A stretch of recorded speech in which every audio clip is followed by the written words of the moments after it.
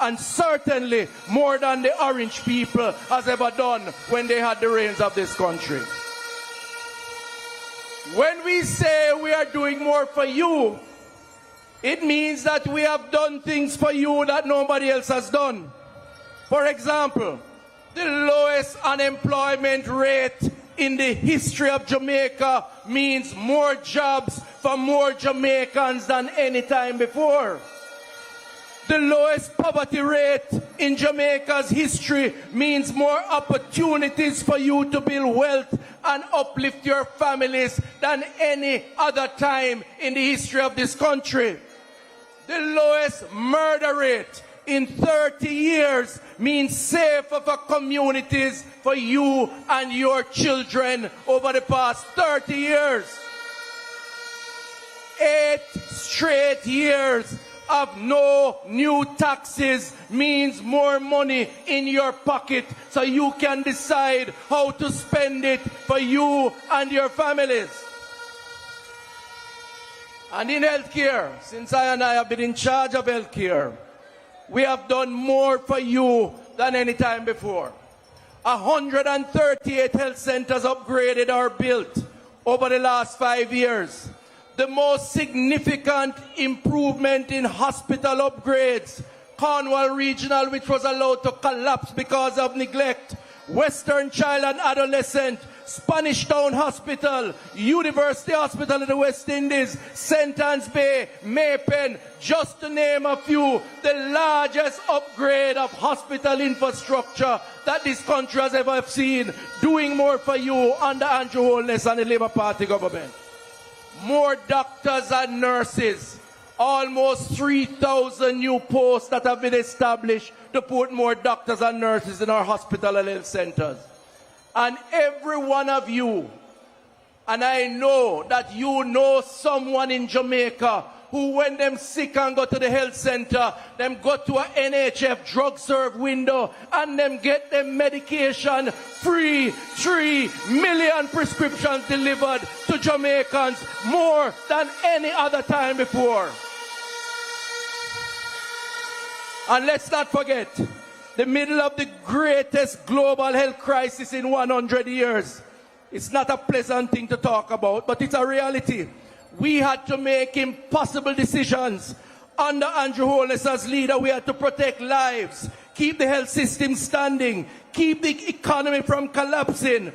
More countries stumbled under COVID than little Jamaica, with little but with Talawa under the leadership of the Jamaica Labour Party. We stood strong.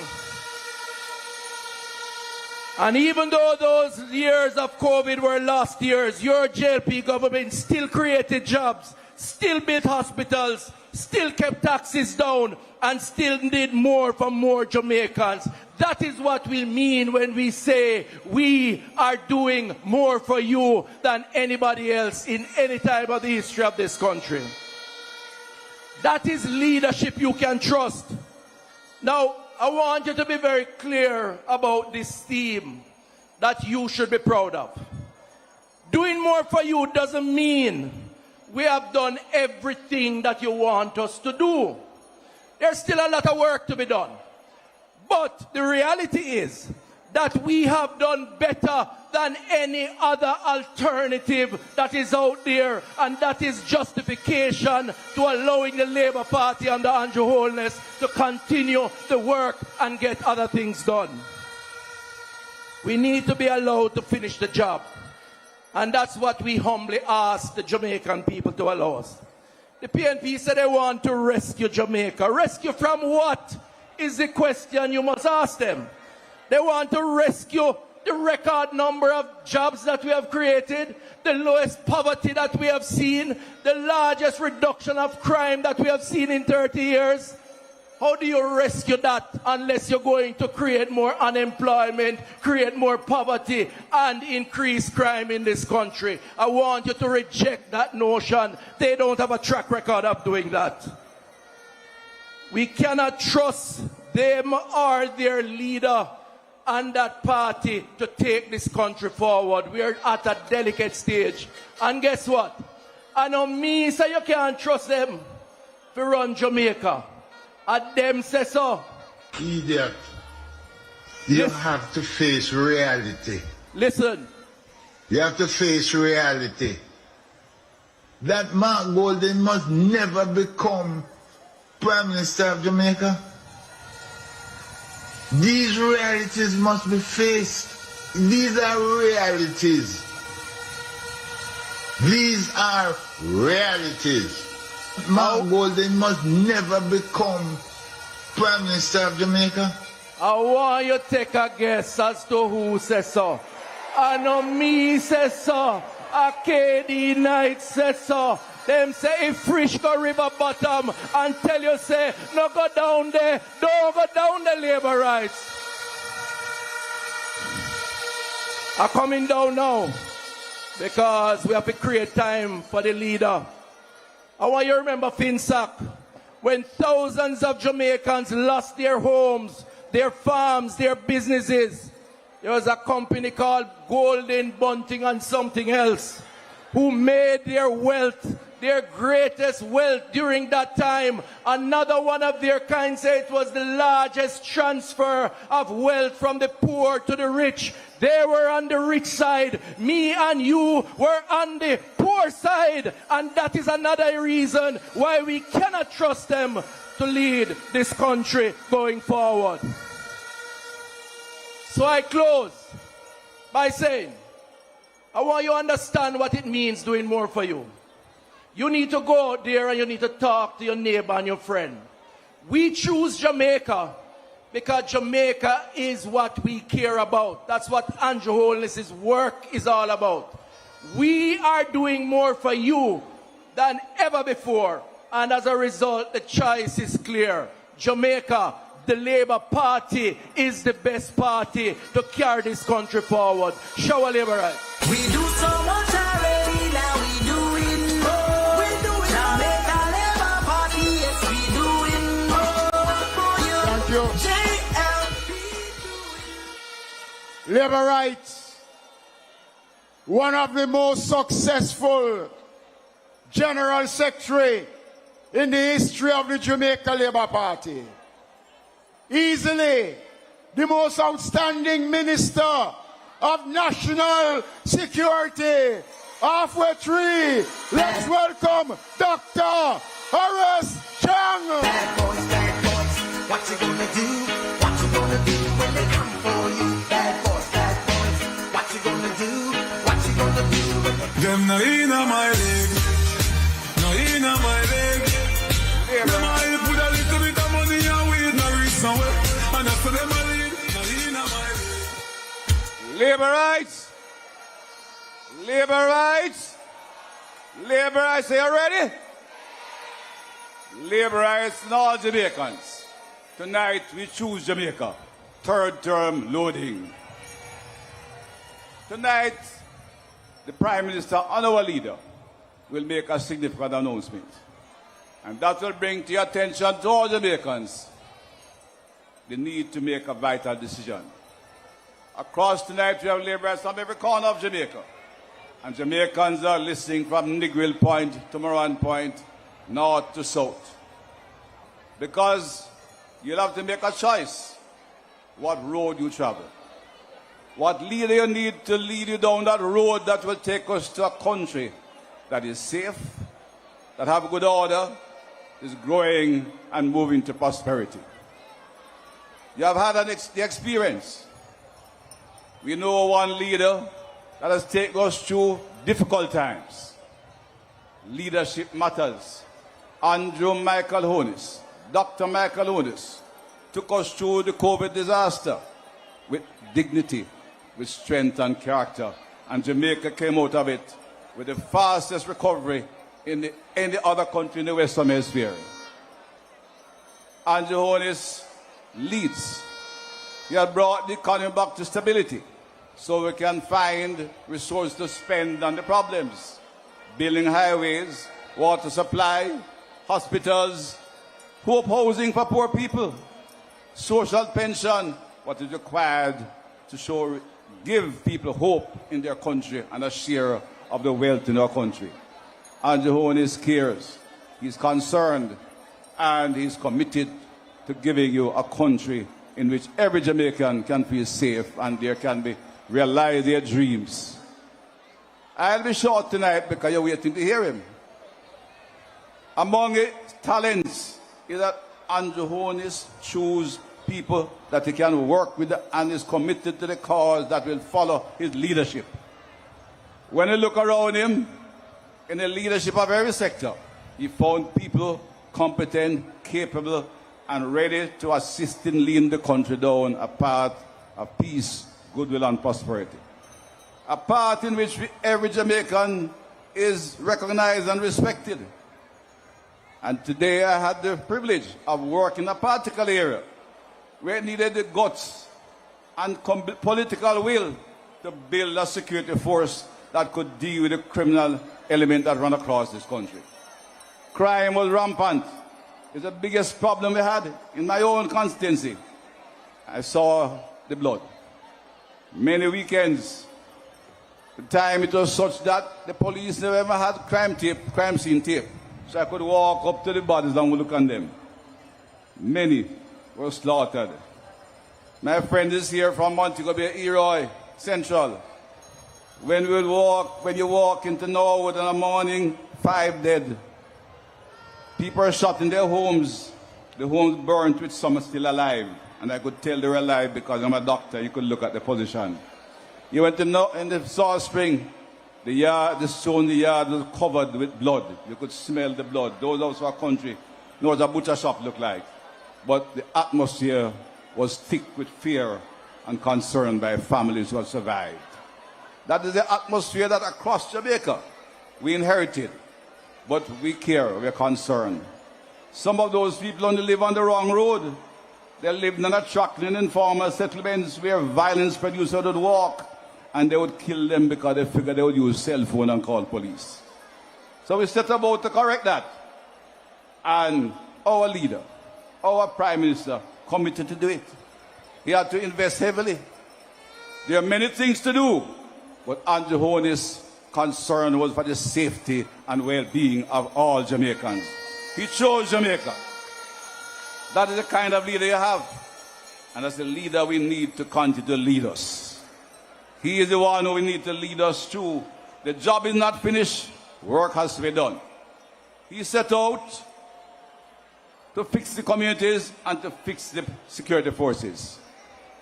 We passed legislation. We use not only zones, not only state of public emergency. We passed a new act, Firearms Prohibition, Restriction and Regulation Act, to ensure men who use guns to kill people will pay a penalty. When him kill people wantonly, innocent people, you catch him, you put him away for life. That's what we said. Man who disregard and disrespect poor Jamaicans cannot stay on the street. It's either you give up the gun or face your maker and go to prison for life. One or the other. Violence must stop. The old lady must continue to go prayer meeting Wednesday night. The young boys must be able to play football in the square at nights. Futsal is popular. A man must be able to go to work and leave 1 o'clock in the morning from the hotel, which is now full because Minister Bartlett is putting tourists in the hotel, and come home from the night shift and feel safe. That is the Jamaica we want to build. That's the Jamaica Andrew Holiness started to build. The work is not finished. Leadership matters. And I mentioned something before I go on to say more on security. He chose the team. Look around him. On my side of the island, not only crime was high, but tourism was hurting. Today, working hard, Edmund Bartlett bring tourists come full up the hotel them. But we still had to deal with the crime. And today, across the world, Jamaica now have a level 2 travel advisory. You go and see tourists like sand grain on the sea at the beach out there when that done, because we fixed the security problem. And we fixed the health problem. We are fixing the health problem.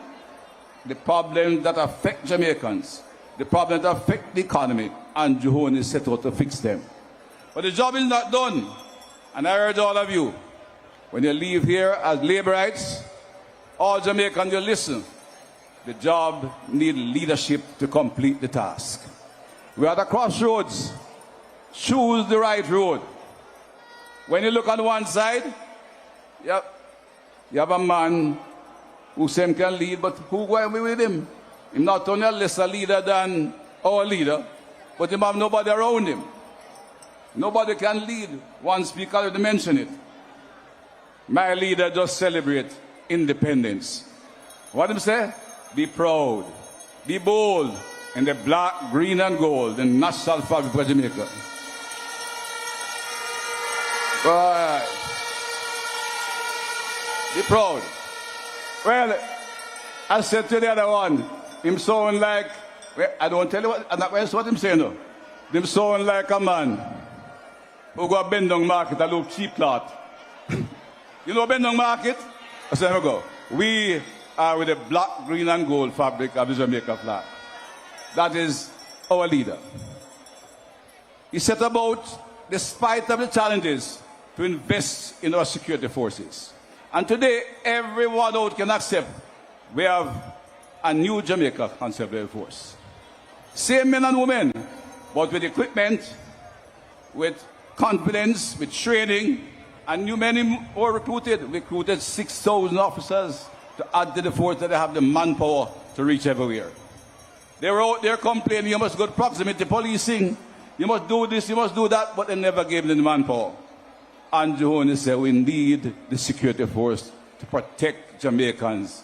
Today, in this year, 7 months, there are 298 Jamaicans alive because Andrew Holmes invested in the police force. And this police force is reducing murder every day in greater numbers.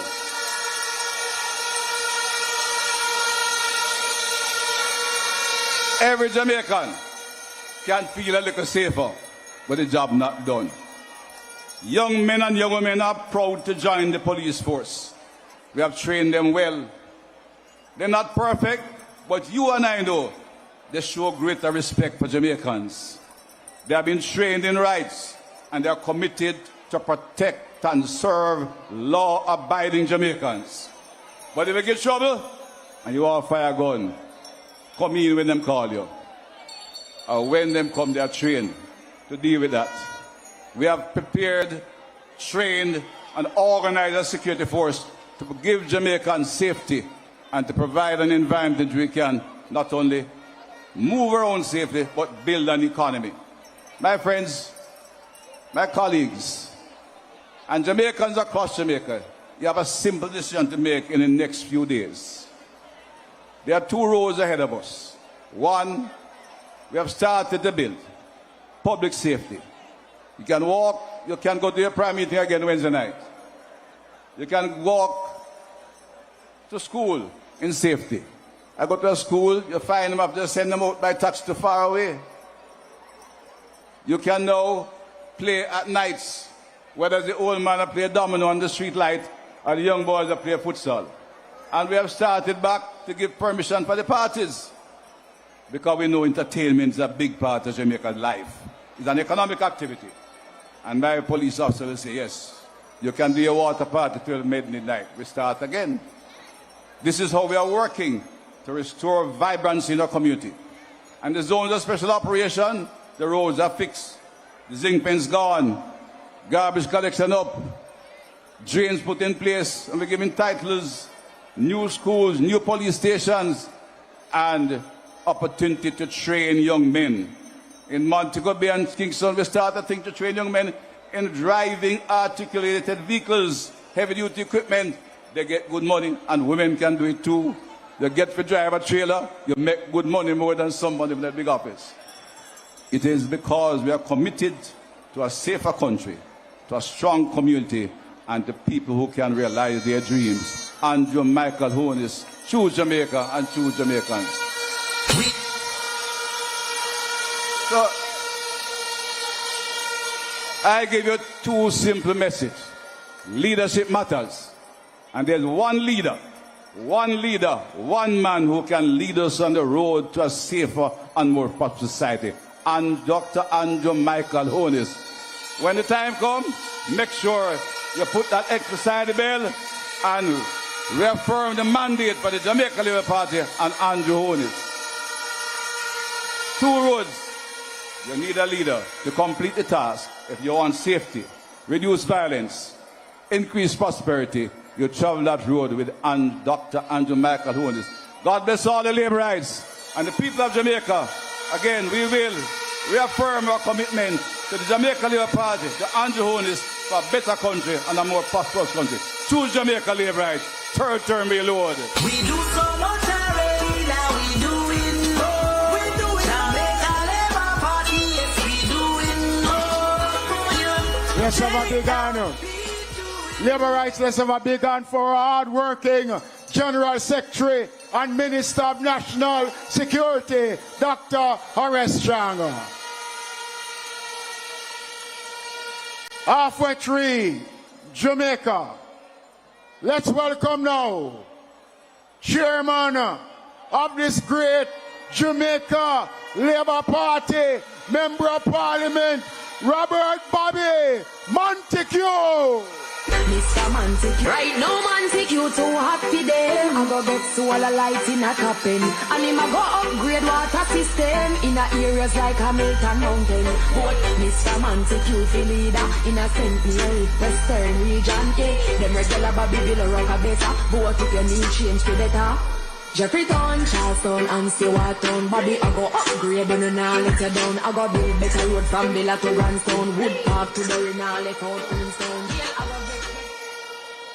Meeting chairman, officers of this great party, candidates, councillors, councillor caretakers, our social media warriors, delegates, workers, members of the press, members of the security forces, my fellow Jamaicans, both here and overseas, how uno do? Uno all right? Jamaicans, as we come towards the end of one term and look towards a new term, we come to you seeking your support. Let us first thank God for His mercy, strength, and blessings. He has guided us through COVID, burial, and other challenges. We come knowing that all the work is not done. We acknowledge that there are still challenges and issues, but Andrew Michael Holiness, our leader and Prime Minister, have a history of completing commitments. We also know that Andrew is a youth from Spanish Town. He has walked your journey. He understands your pain, your struggles, and he wants you to succeed. You know that Andrew cares for you. So he needs you, and he needs one more term to continue doing the things to improving your life, your community, and your family. There is still much to be done. We in the Labour Party respect, love, and care for you. And that is why we will always humbly ask, appeal, even beg for your support. We do not take your support lightly. We value your support. We will work for your support. We have earned your support, and we treasure your support.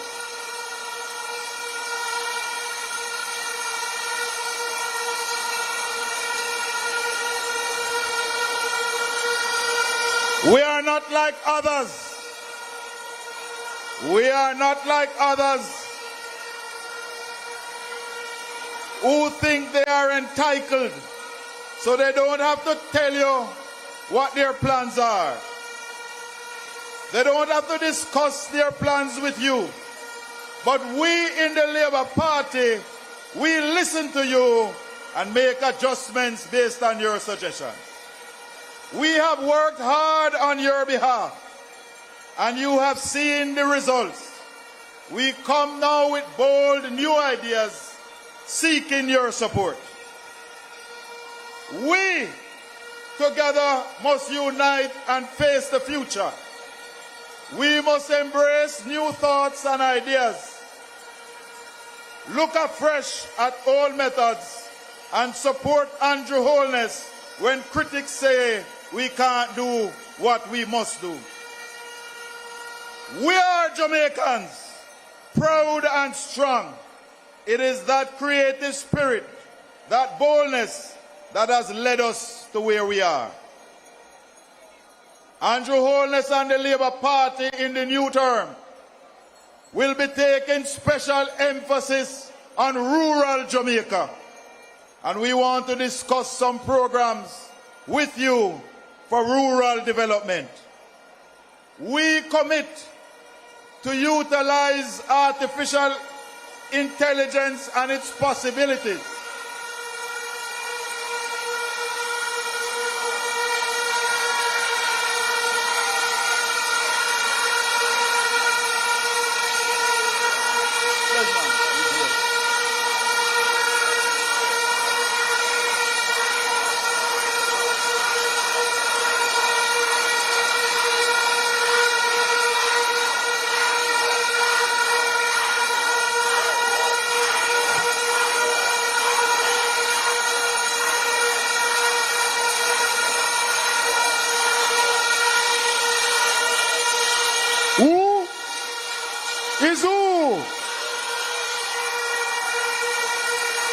is who? You wanna know how to stop it. And we living like a movie, watch it. Jump up in a jacuzzi, Ashley. Get on you just a move to the cash way. And we wanna know how to slow it down. Watch glory run. Them think we stop it done. You wanna know how to stop it. And we living like a movie, watch it. Jump up in a jacuzzi, Ashley. Get on you just a move to the cash way. And we wanna know how to slow it down. Watch glory run. Them think we story done. Nothing to change, get with the danger. Get with the fire, me no danger. Started the game, I'm never complain. To the back of field, man a stranger. Tell them man this I feel, I'm afraid. Can't make them lock me in them jail. Stocking up the paper, wrapping out them graves. Rapid it, me have to strap them with the layer razor. I never man a fall, I got nothing me say. Me pop it off and you go jam in a cater. And when you start to make your money, watch it later. Them no love to see this skyscraper. Hustle hard for me life greater. Center stage and we have to do it major. Don't want no one who stop me. Living like a movie, watch me. Jump up in a jacuzzi, Ashley. Go for it, go for it. Don't want no one who slow me down. Halfway tree. Them think we story done. The amount of call we have can't hide. The amount of ride we walk outside. The amount of burn a boy walk white and we out here pull up fast and slide. Cash me a talk, we not talk. Halfway tree. Live right. Who ready? Let's welcome the Prime Minister of Jamaica, Mr. Andrew Holiness. Who was the champion? Who was the big man? Who run the island? Who got the best plan? Who are the champion? Who was the big man? Who run the island? Who got the best plan? Labor right, we ready now. Labor right, we ready now. Ring the bell, them heavy now. Ring the bell, them heavy now. Labor right, we ready now. Labor right, we ready now. Get the hand them ready now. Get the hand them ready. The river coming down, no bank to bank, it's coming down. The river coming down, no bank to bank, it's coming down. Labor right coming down, to bank, it's coming down. Brother coming down, to bank, it's coming down. Who was the champion? Who was the big man? Who run the island? Who got the best plan? Who are the champion? Who was the big man? Who run the island? Who got the best plan? Halfway tree. Halfway tree. I want you, labor rights, to welcome to the platform leader of the great Jamaica Labour Party, Prime Minister for 1 term, Prime Minister for 2 term, 3-term Prime Minister, Andrew Michael Holiness.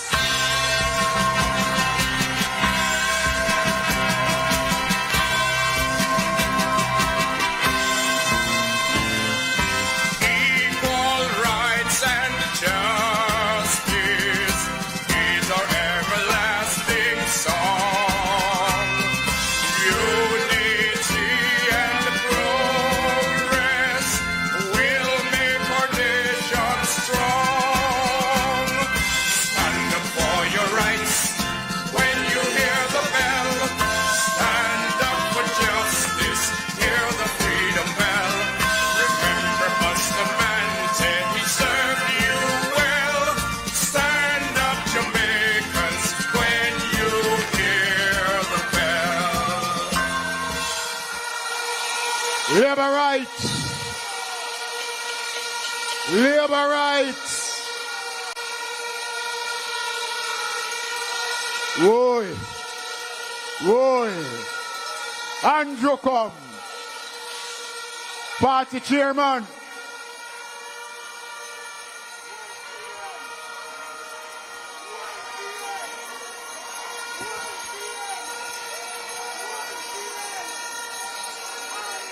Labor rights.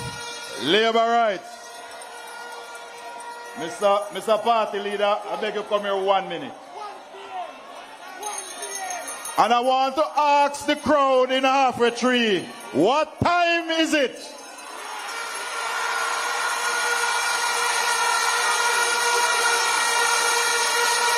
Not 2, but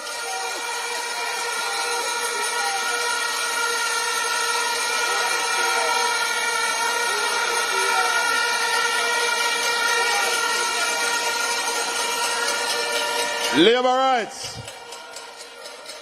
Before I go any further in my speech, I am happy that the party leader is here. Because yesterday we had Central Executive. And yesterday at Central Executive, when we met, we passed one resolution. And I am happy to report to you tonight what that resolution was about. That resolution converted our caretakers and divisional and constituency chairmen into candidates of the Jamaica Labour Party.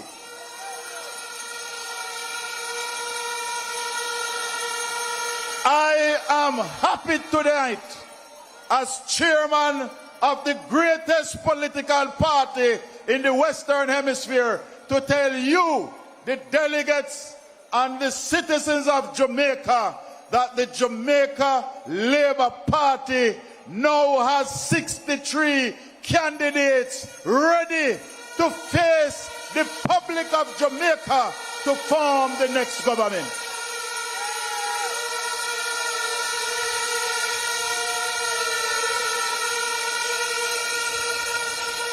The Secretariat has worked very hard. The area council has worked very hard. The officers have worked very hard. And now we have certified that the organization is ready. It is now left to one man. To one man. To do whatever he wants to do, whenever he wants to do what he has to do.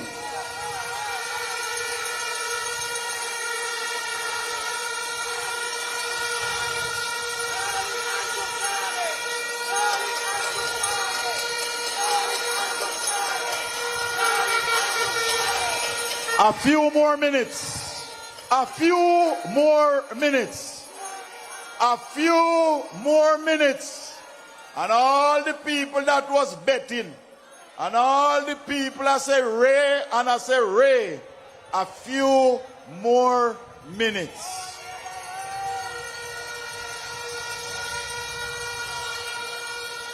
But labor rights and Jamaicans, as we look towards a third term, we in the Labour Party come to you in humility. We come to you to ask for your support because we know that we are not entitled to it. We have worked hard for you and we want to continue to work hard for you. And that is why we are going to be using and utilizing artificial intelligence and its possibilities to help with rural development. We will train more farmers in the use of AI that will increase yields through the use of drones and the hydroponic system. This will lead to the use of less chemicals, fertilizer and water, but will increase productivity and therefore increase profit. We will use the AI possibilities to smooth out the supply chain and payment issues that farmers sometimes face. We will use artificial intelligence to develop programs to safeguard our fisher folks and improve their working conditions. And we will target and attract more young people and single mothers into agriculture. We intend to use artificial intelligence in healthcare to continue digitalizing our medical records and using telemedicine to get specialist care into our rural clinics. The Wood Park Clinic in St. Mary will be the first clinic in Jamaica to use telemedicine.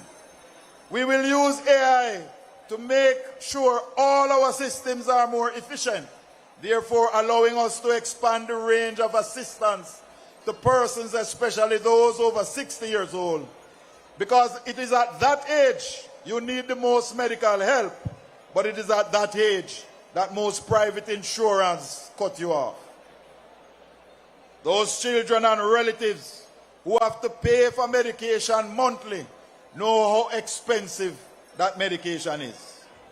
We will address menopausal challenges of our ladies by expanding benefits under the NHF. We will use AI and take hard training to you by putting suitable courses on the online platform, so you do not have to go to Heart for some courses. Heart will come to you. We in Western St. Mary are about to launch such a platform.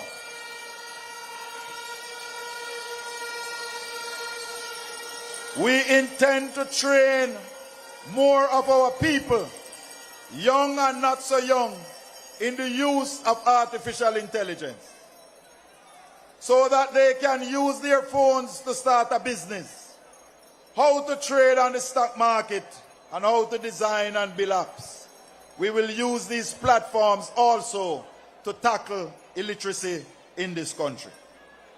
With an expanded Jamaica Eye program, using community Wi-Fi systems from the United Service Funds, the use of drones and other technologies, we will combat pre-deal larceny, protect our fish stocks and our borders, thus enhancing security and reducing crime.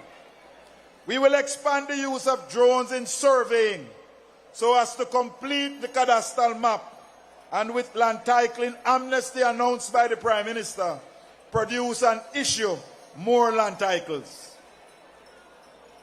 We will be building more housing solutions, houses and service lots in rural Jamaica, and assisting persons with home repairs to make your houses more stronger and more hurricane resistant. As a matter of fact, for us in Western St. Mary, we have identified some 1,000 housing solutions. We will use AI to help to design programs, especially in the gaming format, to improve driver knowledge, increase road safety, and reduce road fatality. A new day is coming for our bus and taxi operators. We will work hard with Heart Trust and the ITA to train and certify more drivers. Other programs for rural development, including asking the Sports Development Foundation to prioritize grants to the top 5 and the last 5 schools in our boys and girls championships, so that their sporting facilities can be improved. We will continue to improve our public beaches and create space for our craft persons, vendors, and artists to have expanded markets and the public to have more access to beaches. We will continue to offer training and assistance to build more community tourism programs, so the benefits of tourism can come to your house and your community. It is our intention as a Labour Party in the 3rd term to expand access to water into every community using solar pumps, as we have done in Oxford and Montreal, and we will do in Mile Gully and Springfield. We will take electricity and internet access to faraway communities and provide jobs in rural areas through urban centers like Morant Bay and the one to be built in Boscobel and Port Antonio. We commit to improving the rural road network by making new roads and bypasses fixing community and farm roads, and their maintenance by expanding the Lentman system and doing more bushing and drain cleaning. These are just some of the bold new ideas and the continuation of programs that work. But you will see more and get more details when our manifesto is launched. We could have done more, but remember, we lost 3 years to COVID. But we as a Labour Party government did not lay off one government worker during COVID. As a matter of fact,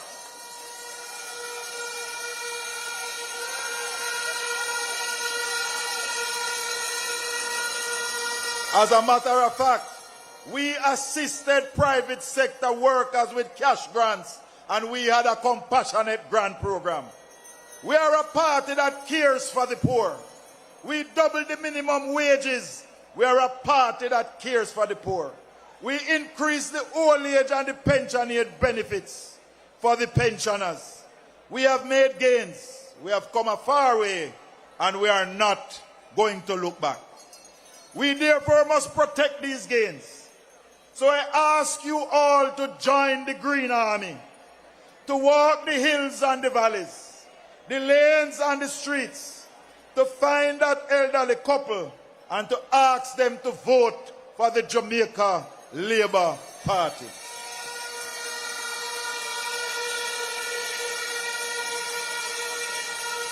Help us to locate that person whose name is on your voters list, but they move from the community.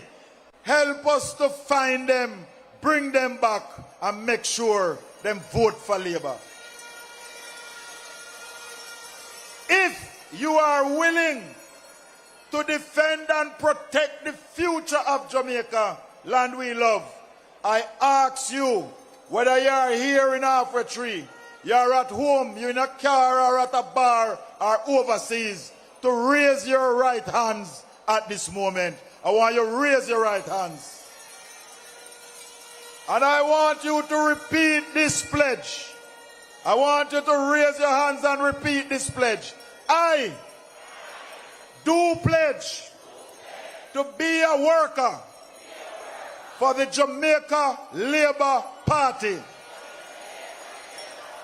I will visit at least 25 homes and talk about what the JLP has done and what the JLP will do. I pledge to make sure at least 5 voters on election day will vote for the JLP.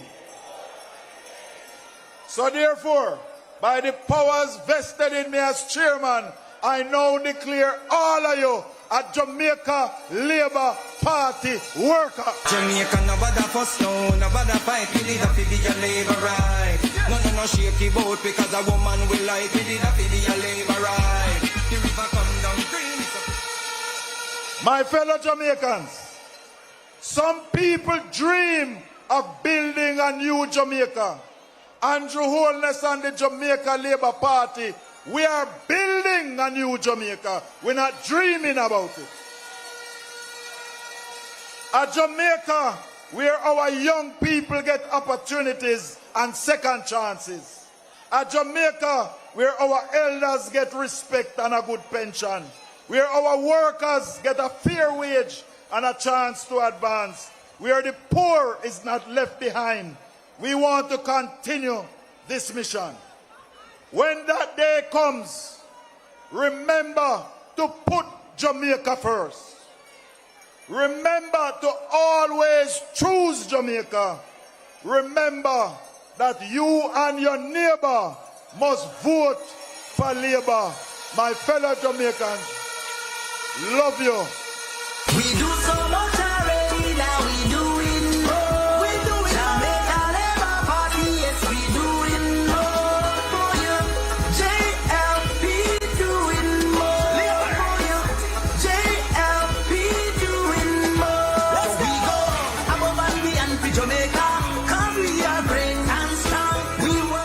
Thank you. Let's have a big hand for party chairman, Robert Bobby Montague. But before the big moment, let's welcome none other than Mr. Vegas.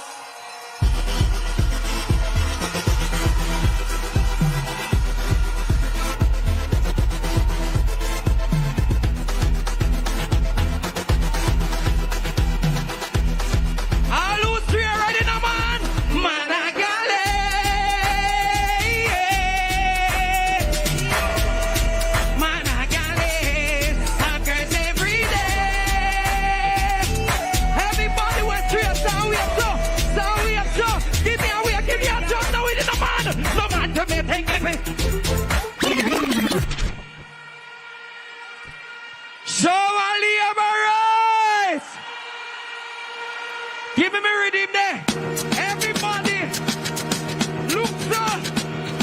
Engineer, turn it up. Look over some for your Prime Minister. When more blessing, I don't see blessing. I don't see blessing. They can't stop this. I am blessed. Every day of my life I am. When I wake up in the morning and I point for your leader, point for not to one that's the man. Mr. We pray God, make money, body at hand. Pull up. Hold on, labor rights. Them go make a mistake and them leak out some document. When me read the document, me say my Prime Minister used to a taxi company. Me say him a one away. Him a one away. Him never bow out and him never sell out. Ready again. Ready again.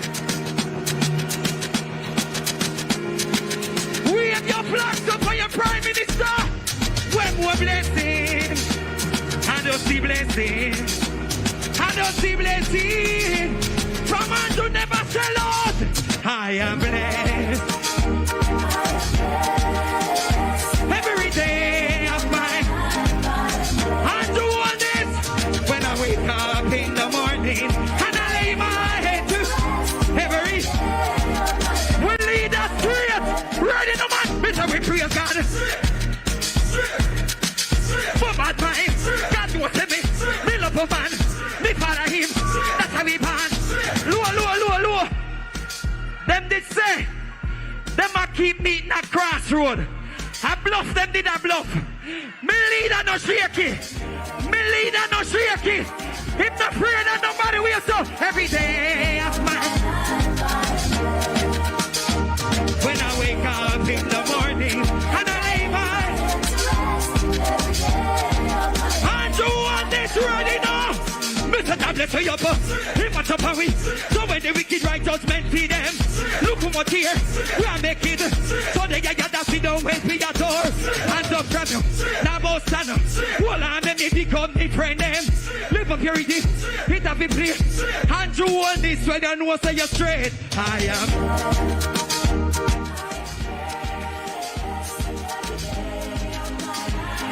Turn it now choir. When I wake up and I lay my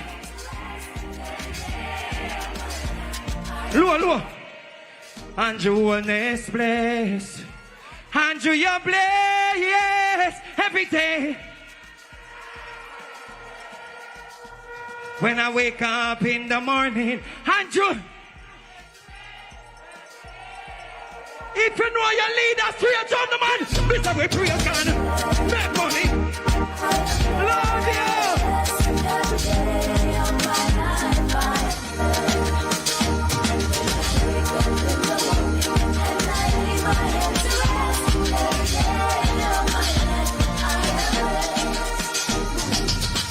Thank you,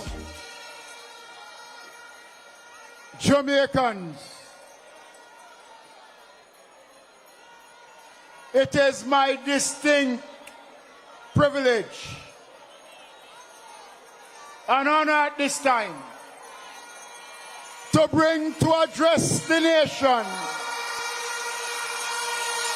the Member of Parliament for West Central, St. Andrew, leader of this great Jamaica Labour Party, Prime Minister 1 term, Prime Minister 2 term, 3 term Prime Minister, Andrew Michael Holiness. Boss here, boss. Done for every gun. Ever militant. So it and humble like a lamb. Tell them no confusion. Boss for every boss. Done for every done. Make them know see I want. So it and no confusion. I must say to you, I am overwhelmed.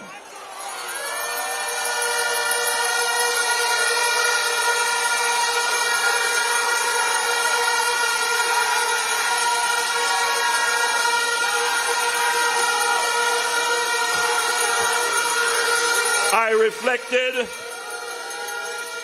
on 2016 and I look back on the video of 2016 and the crowd that gathered here. And I compared it to the drone shots that I have seen of the crowd here. And this is a much larger crowd than 2016. Jah give me everything, so me nah lose my sanity, fi vanity, no frightened for anything.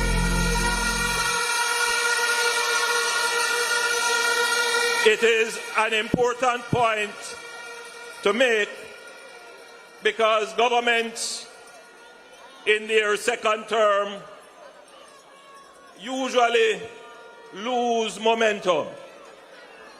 But what is clear from tonight is that the momentum is with the Jamaica Labour Party.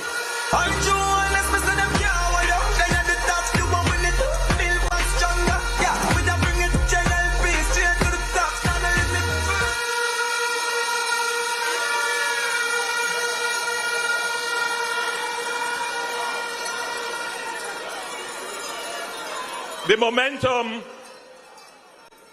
is obviously born of hard work, but it is also born of the relevance of the policies of the party. It is born of the legitimacy of the government. It is clear that the people of Jamaica, regardless of their political persuasion, have to agree that the Jamaica Labour Party is a performing government, a government that has delivered.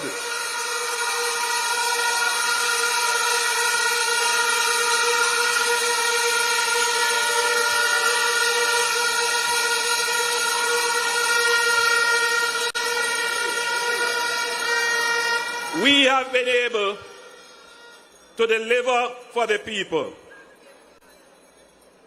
because we are a party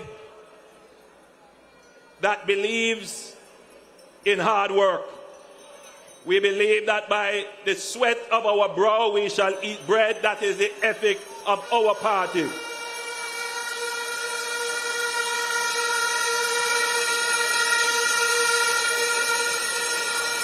But we are not ashamed or afraid to say that we are a party that believes in God Almighty, and we get down on our knees and we ask God to give us the strength to carry on for the people of Jamaica and to bless every endeavor that we have undertaken.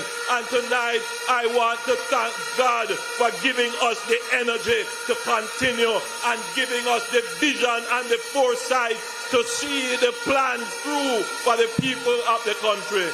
I give God the glory for tonight. You make me stronger. Oh, come on. Sir, you make me stronger.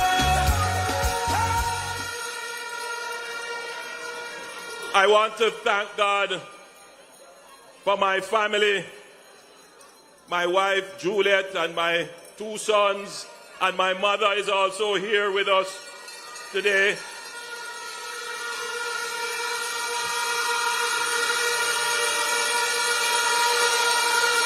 My sisters are here with me, and I know that my father is watching somewhere in St. Elizabeth.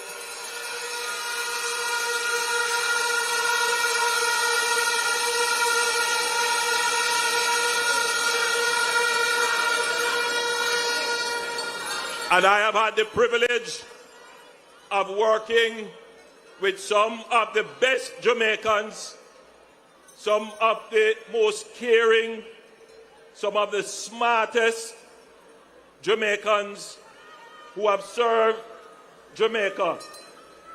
My Jamaica Labour Party family and the cabinet that they have formed.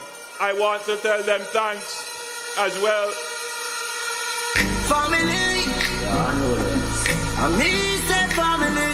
If I want to me hate a friend killer, me no believe in a friend killer. Family.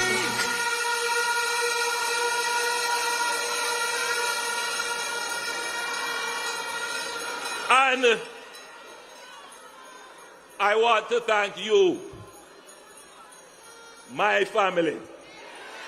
You are my family.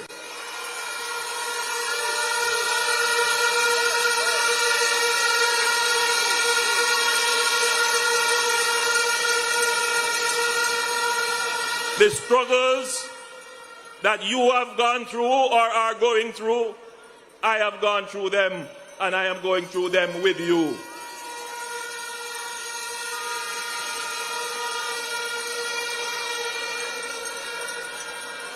It is not by mistake or by a courtesy that when I walk among the people, the elderly hold me and them say, "My son."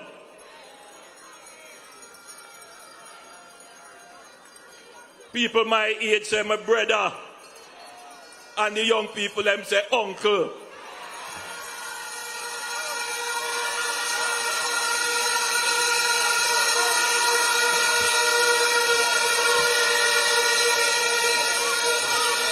That is because they know they can identify with me as I identify with them. They know that I have never taken my eyes off the important things that affect them.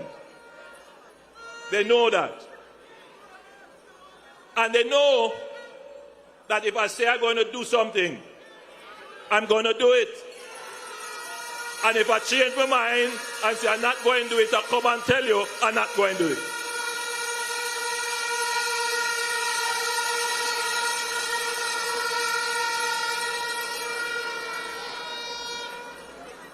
And so, the people have brought their dreams, their hopes, and aspirations to me and my government because they see that we have performed and that we can deliver. They see it. They see that some of the most intractable problems in the history of Jamaica, this government has taken them on and has transformed them.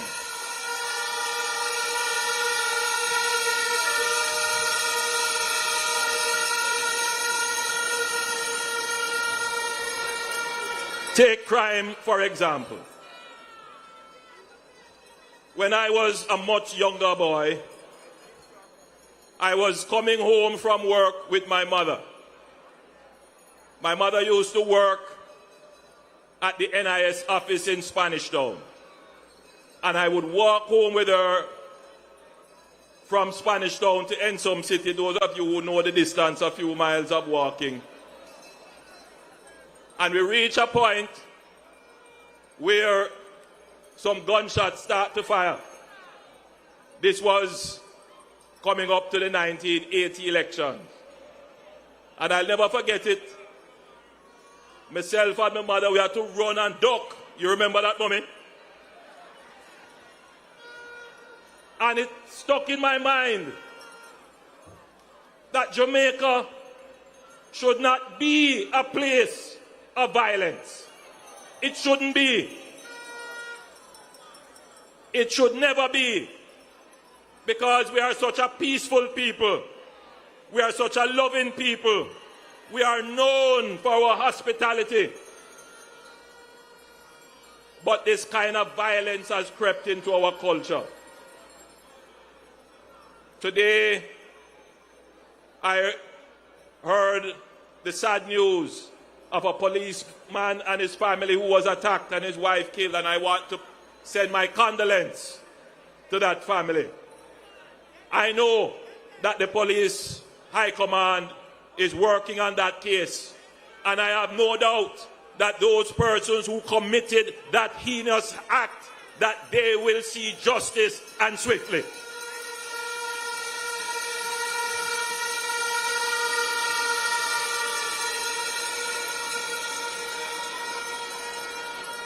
The murder rate went above 1,000 in the 1990s under the PNP.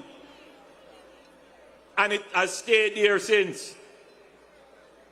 It is this administration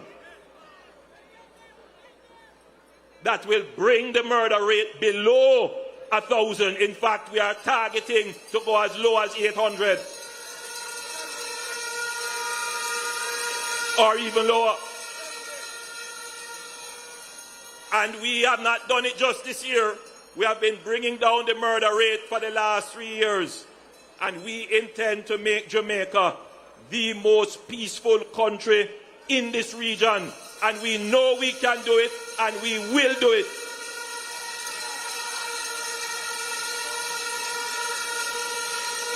I was in Westmoreland recently, and as I walked and I spoke to some of the people there, they tell me, "Thanks, Prime Minister. Thank you. You have dealt with the gangs and things have been peaceful." I was in Central Kingston and the residents tell me, "Prime Minister, thank you. Peaceful in my community."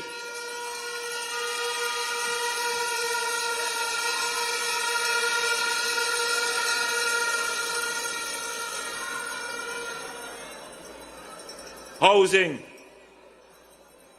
As I walk the communities and I go into some of the homes, I see the conditions. Some people not living anywhere. And I want all of you to know this. I was born in Spanish Town at 56 Cumberland Road in a board house with my great-grandmother, and I moved from my great-grandmother. I live with my mother, then I go back to live with my grandmother until my mother got an NHT house. I know personally the struggles for housing that this nation has gone through. I am intimately aware of it. And that is why we have targeted to build 70,000 new houses in Jamaica.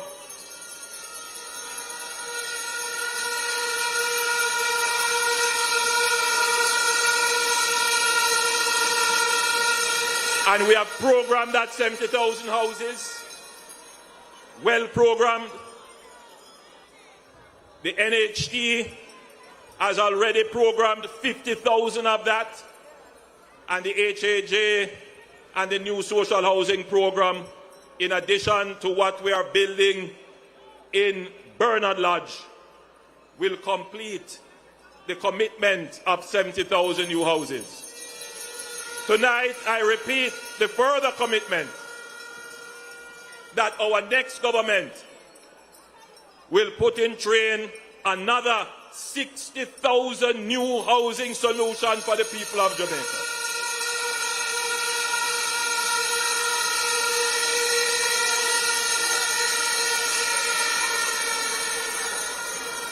The objective is to increase the supply of housing so that the price of houses can stabilize and get cheaper.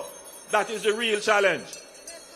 This administration has unlocked the secret of doing that. We are doing it under the NHT. We are doing it with our new developments, such as in Bernard Lodge. And we have recently announced a massive new development which will take place in Innswood, which will see 10,000 houses under the Greater Innswood development area.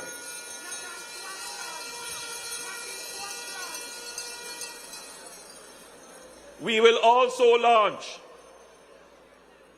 an expansion of social housing in Jamaica. We are going to be using building systems, prefabricated houses that we can come and just place on the lots that people have to help those persons who are living in dilapidated homes so that you can get access to better quality housing more quickly.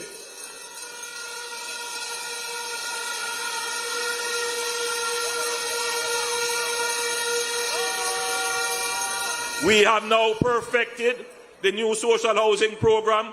We are going to go one step further as we have started to now deal with the big yards and tenement yards. I know many of you are here, live in big yard and tenement yard, one little space with all 10 houses in it. We will change that in our next term.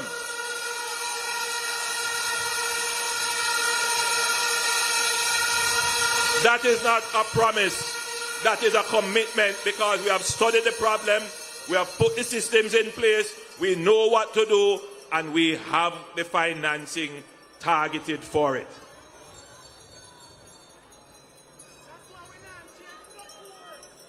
I want to talk a little bit about public transportation. Again, I used to have to take the taxi and bus to school. Sometimes I couldn't bother because you couldn't get it. Sometimes the taxi man don't want to take you. So I used to walk to school and I didn't mind. When I started at university, myself and my wife Juliet will tell you that we used to take the bus. That time it was 250,000 bus.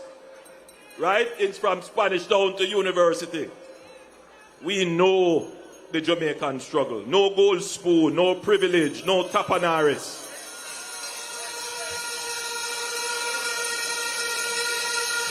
And that is why we make policy for the benefit of the people, because we know what the people go through. This is not something that we read in textbook. That is why we have made the investment in improving the JUTC. The JUTC is now the most efficient it has ever been. We are approaching close to $1 billion of savings in the JUTC. Want you to understand this. When we get efficiency gains from good government, what we do is we give it over to the people. Some of that we will be using, as we have done, to purchase the school buses, to roll out the school bus program. But here's what we're going to do. Come January, come September rather, when the new school term starts, we will give free transportation to all school children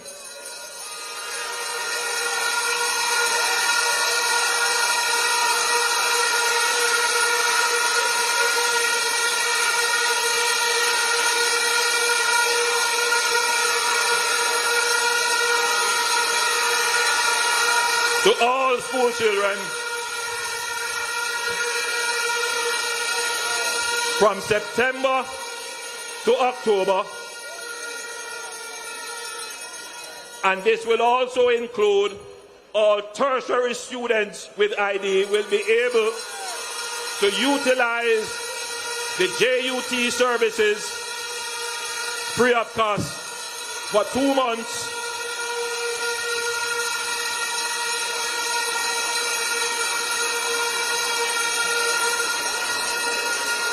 I'm going to come back to the reasoning behind that. But we have more buses to come. So you are going to have a first world public transportation system that will get you to work on time and in comfort and affordably.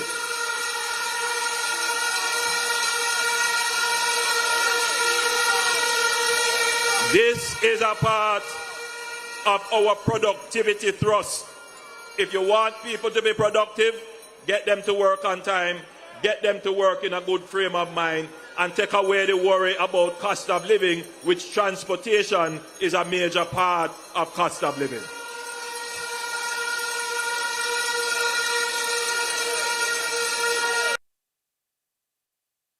Area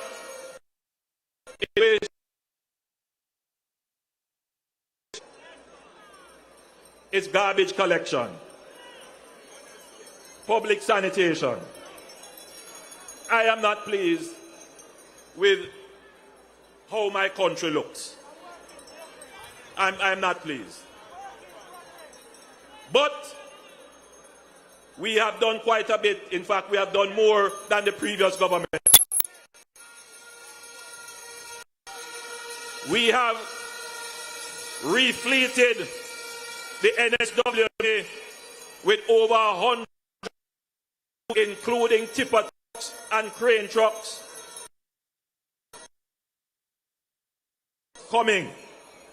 But that is not going to be the major solution for keeping our country clean. In our next term, we will start by engaging a public-private partnership with the private sector to increase the number of garbage collection units that we have right across the island. It will be contracted out in a significant way, which will ensure that every community in Jamaica will have regular garbage collection services.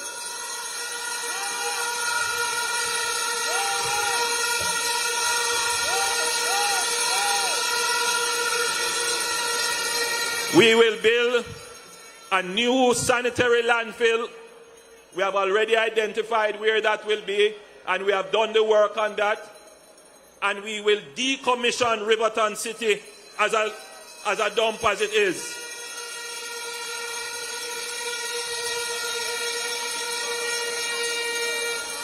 We will work with the communities that are in and around Riverton City, and eventually Riverton City will become the next frontier for economic development in Kingston.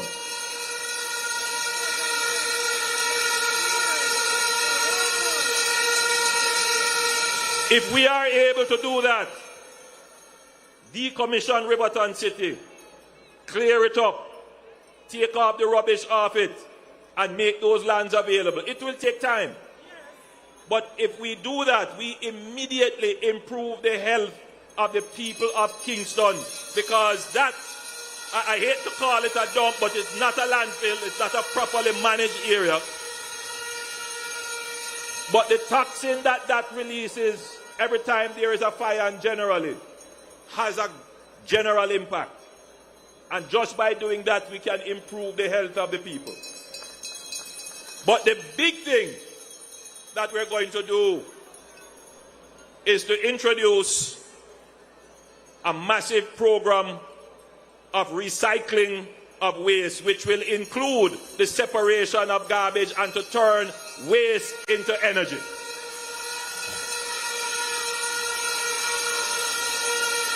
This is not a promise. This is something that we have already studied, we have already done, and we will start to implement in the 3 phases I've mentioned. One is the public-private partnership for the collection of public municipal waste. 2, the building of a new sanitary landfill. And 3, the construction of a new waste-to-energy plant, which will create a demand for waste to be converted into energy. What that means is that your plastic will have value because the plastic will become the fuel for the new energy plant. And that is something that we have already committed to and we will put in place in the new government. We will make Jamaica clean as a whistle.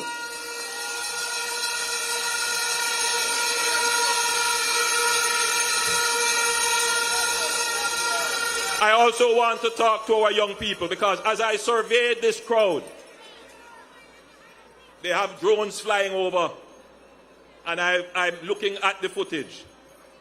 And there is a lot of young people in the crowd. In fact, there are more young people in the crowd than I had expected. Majority of the crowd is young people.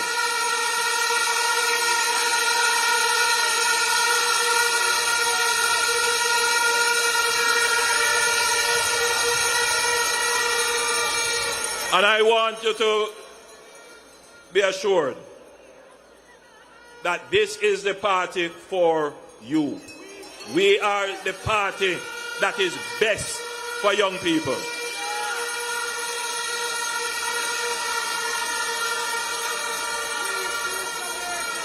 Young people want, my friend, thank you. Young people want opportunity.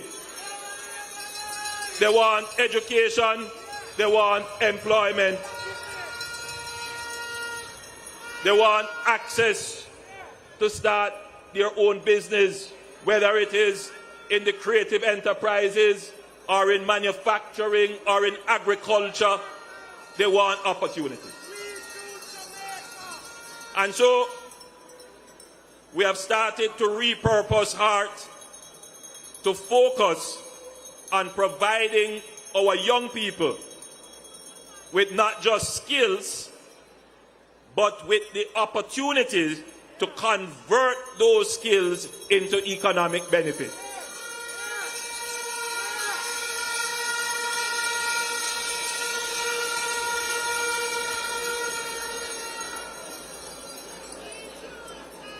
The PNP promised a program called JEEP. It was called the Jamaica Emergency Employment Program. I don't know if you remember that. The JEEP program was supposed to provide quick employment, especially to young people, but it's really what you call crash work. Nothing wrong with crash work, it stop a gap. That is when unemployment was in the 13%. When we came in, we didn't promise any such program. What we gave was a program called the HOPE program. And under the HOPE program, we took 20,000 youngsters and we trained them in work-ready skills.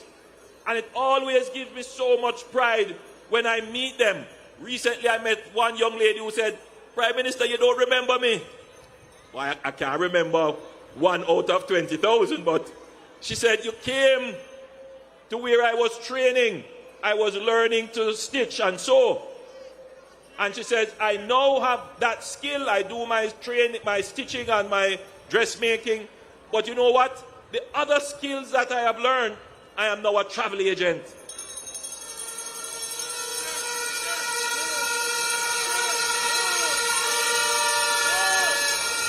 Today, Jamaica has the lowest unemployment rate in its history of 3.3%.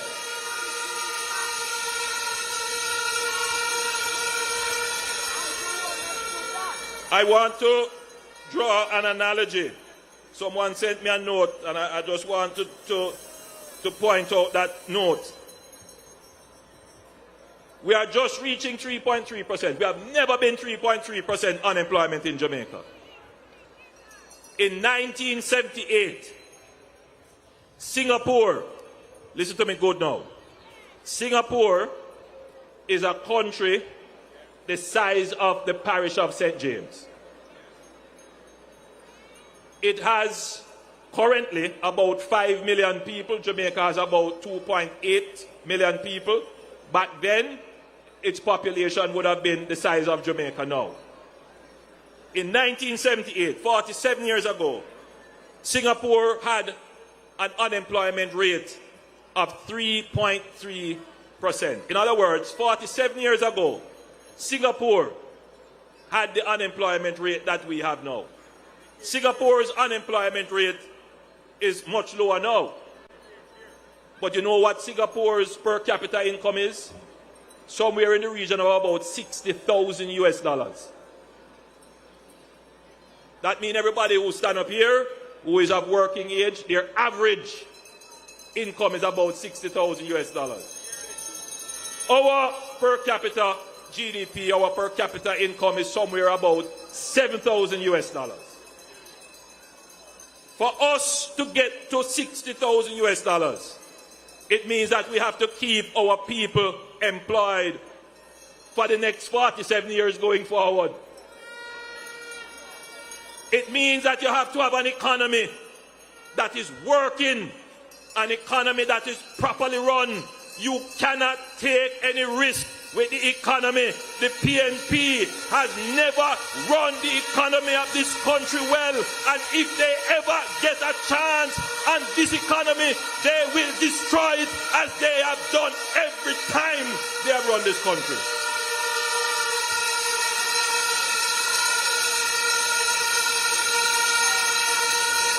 Listen to me very carefully.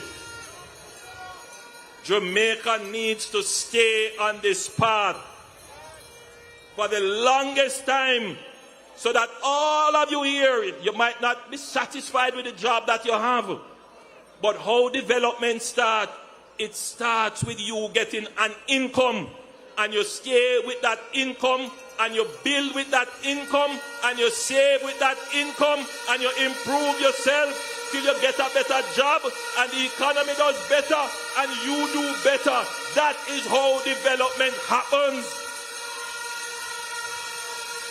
We are just getting there now. And if it is one thing that I must do, is to make sure that nothing derails the economy.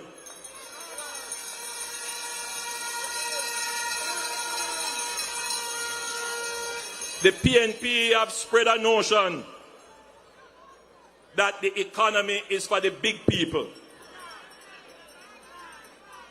That is the greatest deception that has ever happened to our people. And you know why? The people who say that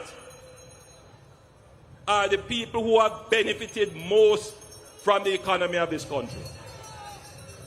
In the 1990s, the PNP ran the economy in such a way that they increased interest rates. I want everybody to listen to this. They increased the interest rate high. And then they borrowed. Who were the people that lent them money?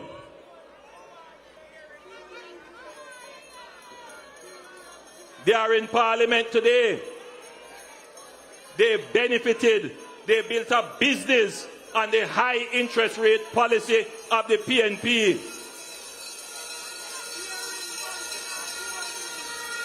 They made their money.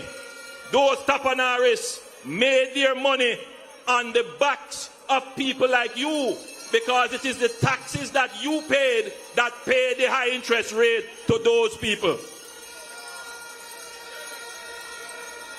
Poor people don't have money to lend to the government.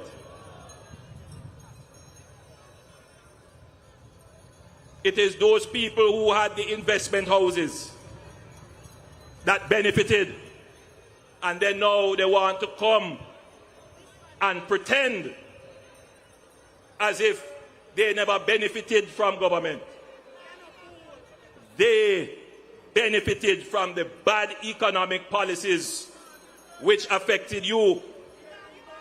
It was so bad that a member of their own party, a member of their own cabinet, a man of the cloth, a man who was a churchman, he had to comment, his conscience was pricking him.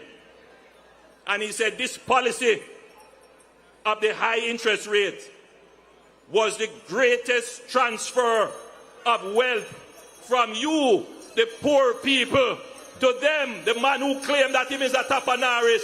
He was the one who benefited.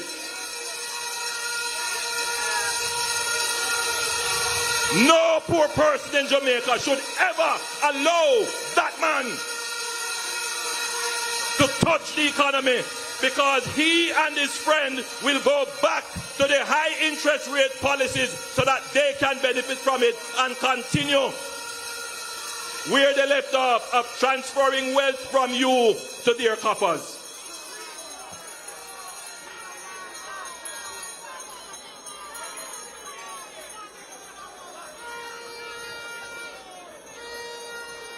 Whatever little I made in life, I made it just like you. I buy 2 taxis, then I open a taxi company, and I go through the struggles just like everybody else. I want to thank those who thought that by releasing documents that they would somehow diminish me. I am a true Jamaican. I went through the Jamaican struggles, and I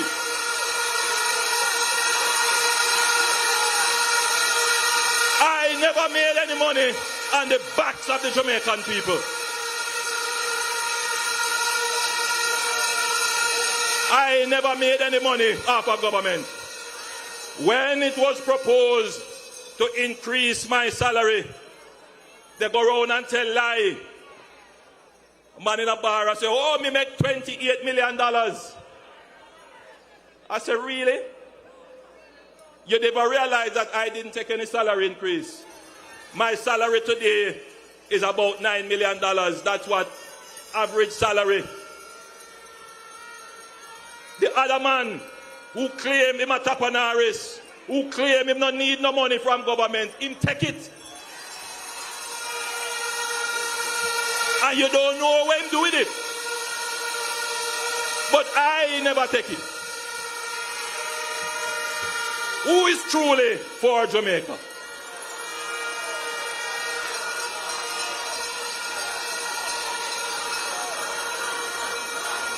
Who is truly for Jamaica?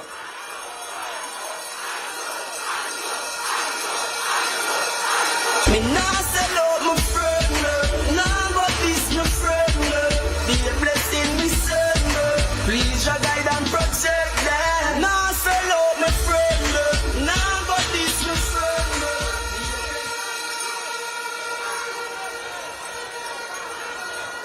Every day I read my Bible and I pray, and I want to thank all the Jamaicans who pray for me. Let me tell them and them friends, no weapon that they are conspiring to form against me shall prosper. When I see my friends become my enemy, I have been far. No link, no far.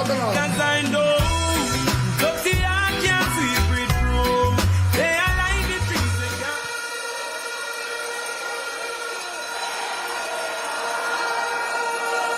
So,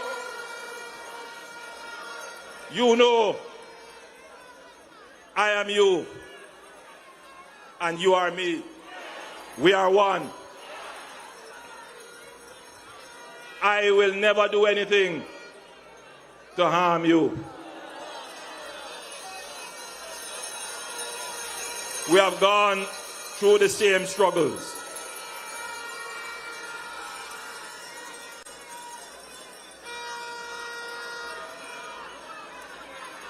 And for our young people, especially those who are looking to go on to tertiary education, we have looked very carefully at the student loan. And you would have seen that we have removed the requirement for guarantors. Now you can, on your own, get. The next thing that we are going to do, and I should tell you, that if you are a tertiary student and you are doing well in school, you maintain a grade point average of 2.5 or higher, you can apply to the Student Loan Bureau to have your interest rate reduced. So that's another thing that helps you.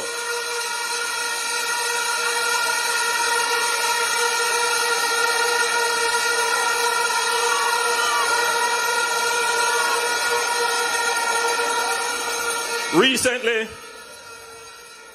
I was in my constituency and a teacher came to me and she said she was agitated. She said she's in a WhatsApp group.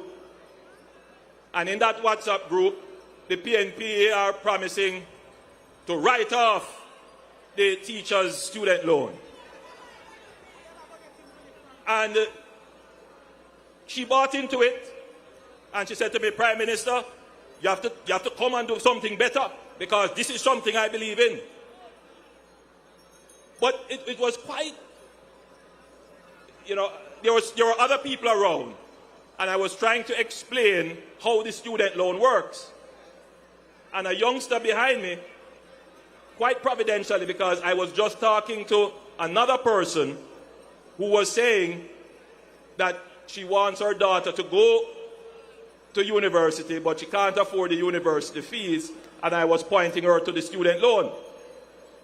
So the youngster who was behind me said, but miss, if them write off the loans, how me I go get my loan? When me ready to go apply for my student loan. The student loan is a revolving fund, and it requires that people who borrow pay it back so that others can get. Now, I am very sympathetic to teachers. I was a teacher. I still am a teacher. I love teachers. Teachers are indispensable, and we must do everything in our powers to ensure that they are properly remunerated. But my teachers that I love so much, I cannot give you gimmicks. Indeed, I say this to all our sectors, which is what is happening now, that people are trying to play sector against sector. Anything that the government does, and I want every sector to think about it carefully, particularly those who are spreading the nonsense in the WhatsApp groups. If you give one benefit to somebody, you have to be fair, because you don't want to make anybody else worse off when you give one person or one group or one sector a benefit. So how you get a benefit and give everybody the benefit? Well, one thing you can do, which is what we are now currently examining, is to extend the payment period for the student loan, which will reduce the monthly payments that people would pay. The truth is that a country at our stage of development, that we need to get more people into tertiary education. We need to treat tertiary education like a long-term asset. More like when you purchase a house and you get a mortgage. That's how we need to treat the student loan. So we are studying that. And you will hear more about what we plan to do to reduce the monthly payment for every sector, so that we're not giving a special benefit to one. So if we give to teachers and public sector workers, what happened to the people who are working in private sector? What happened to the other people who not work? You have to give it to everybody. What that shows you is that you have a government that really cares, not about special interests, but cares about everybody. Make sure what we do is fair and equitable to everybody. One of the other things that I know is affecting a lot of Jamaicans now, as we move across the country, we pick that up. We see a lot of children with severe learning challenges, including from autism and other spectrum disorders. And the parents simply just don't know how to cope. We don't have enough of those services in Jamaica. So what we are going to do in our next term, we are going to invest in expanding the existing facilities that we have, particularly at Mento. And we're going to build new facilities to ensure that eventually we have one such facility in every parish in the island to treat with those persons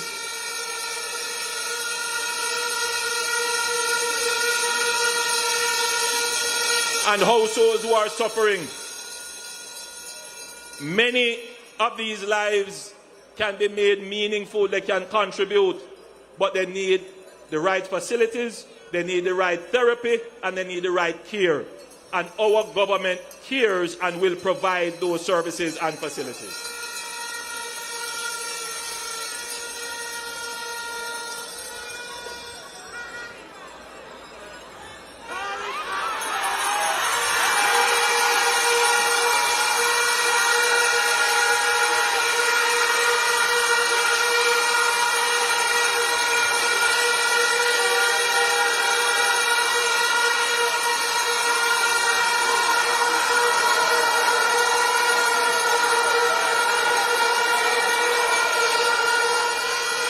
We did. Minister Samuda, Matthew Samuda, I'm sure would have told you about all our plans for water, but he didn't mention that we are going to launch a new amnesty program for medium, small, and micro enterprises, where we will, as of the 1st of September, write off 50% of the outstanding amounts that these medium, small, and micro enterprises owe in water bills. This is about getting us back into full production. I could go on and on. I have a list here with all kinds of things that we are going to do. But we have more to come and more opportunities to express to you. The big point that you have gathered here to hear. And you go and walk them one by one. Labour go and walk them two by two. Turn me friend, walk them three by three. Best government we run the country. Look how we balance the economy. Feel labor, thank you, Lord. Enough people never have key, but now them own a yard. Nobody's so bad.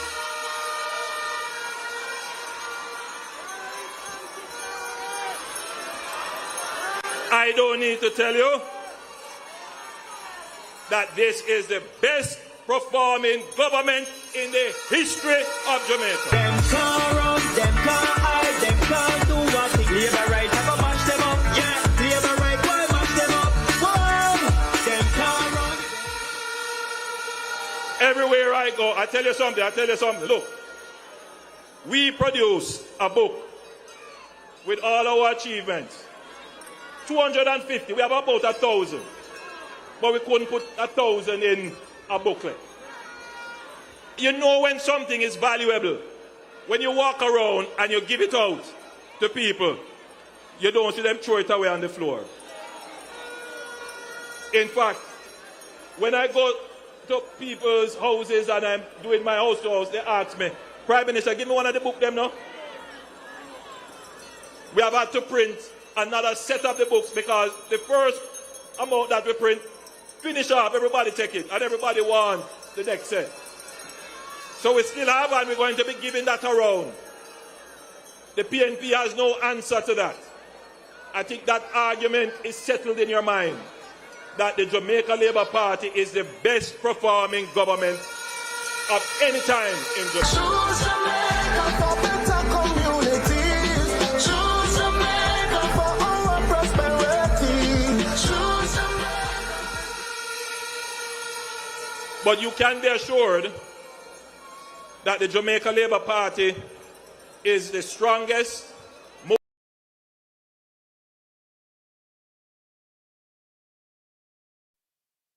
through COVID.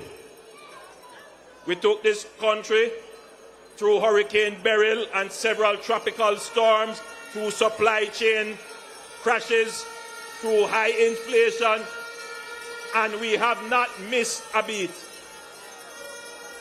We are a solid government. There was never a time when this country felt like there was no one at the wheel. This government plans for the long term. There are people who are saying, boys, because election, why are we doing so much? No.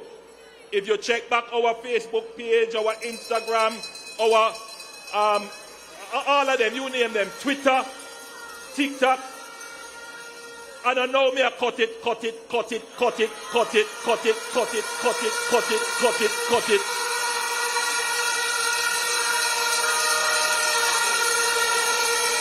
That man is right to say, all me I do a walk and I cut it.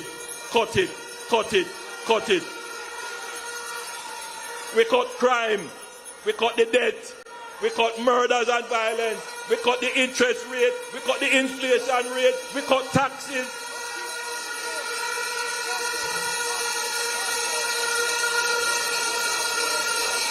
But we are able to do this because we have been planning for a long time. So we put things on a train line and then they roll automatically. We go on to the next one. So you have a government that is rolling, that you don't want to disturb that train rolling because there's much more to come.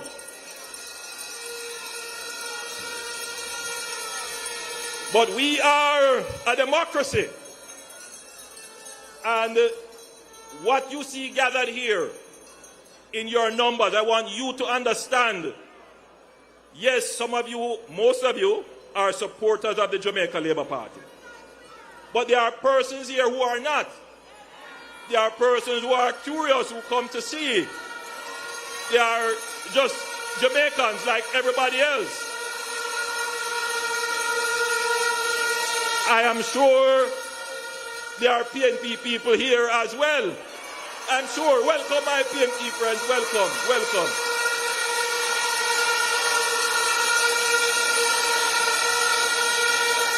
And remember now, we are international. It is amazing. As I am walking and I stop somewhere, somebody said, take my phone and say hello to my niece. She there foreign. She want to come home, come vote for you. So, I want to acknowledge all Jamaicans in the diaspora who are interested to come and vote. I welcome you back home. I'm grateful for your support.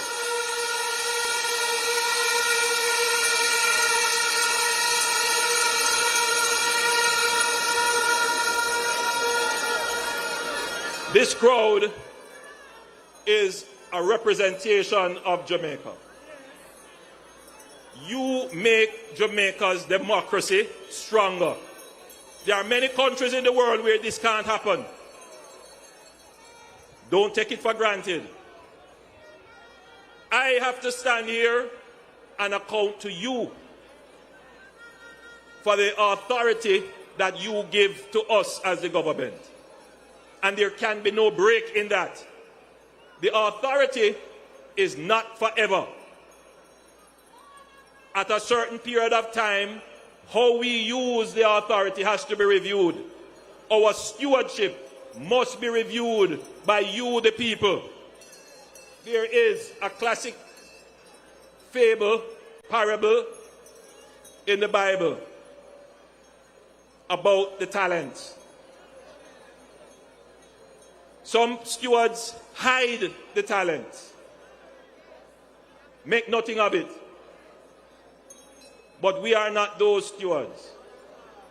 We grow the talents.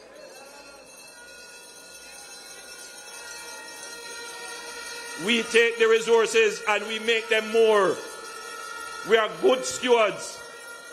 And we ask you, the people, the masters, to make a judgment, to make a choice on who will steward your affairs. So earlier today, I advised His Excellency the Governor General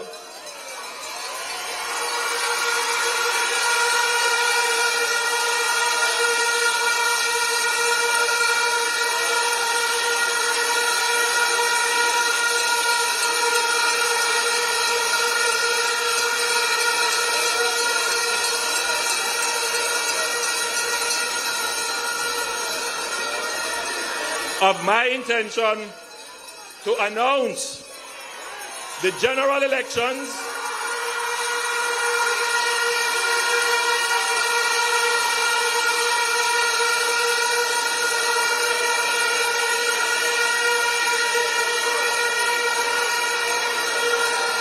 for him to set certain processes in place, including the dissolution of Parliament. I now declare that nomination day will be Monday, August 18th.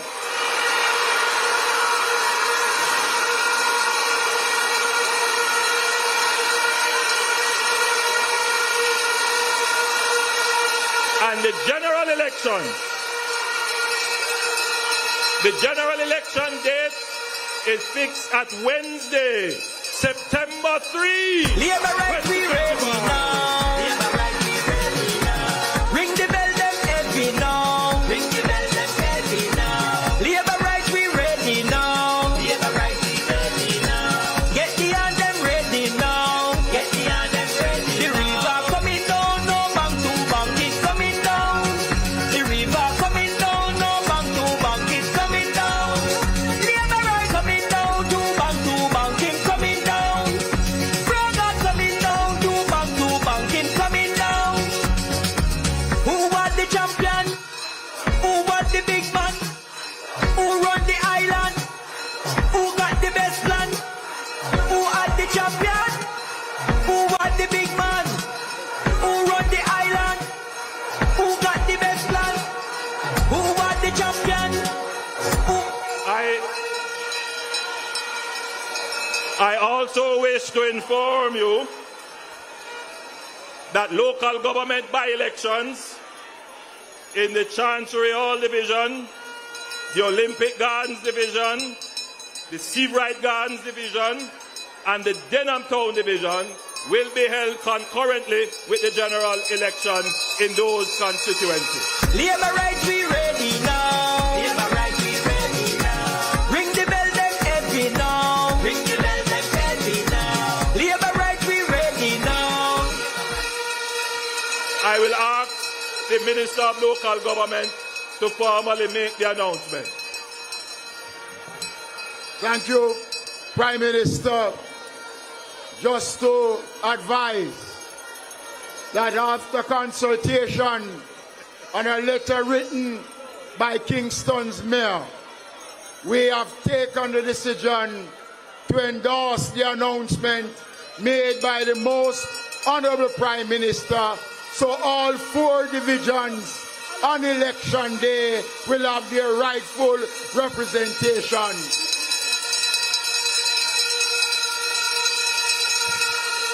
To my fellow Jamaicans, you now know the date. You now know the time. We ask you to choose wisely. Choose Jamaica. Choose the Jamaica Labour Party. Choose the government that has delivered and will continue to deliver for you. Choose the government that cares and loves you. Choose the Jamaica Labour Party. God bless you. Go home safely. Campaign hard. Embrace all Jamaicans. Bring you, your neighbor, your family, everybody to the polling station. God bless you. Love you. Get home safely. Labor rights. What a Prime Minister.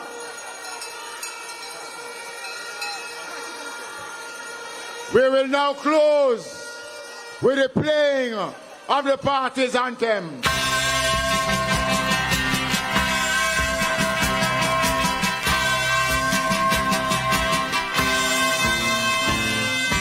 Equal rights and justice is our everlasting song. Unity and progress will make our nation strong. Stand up for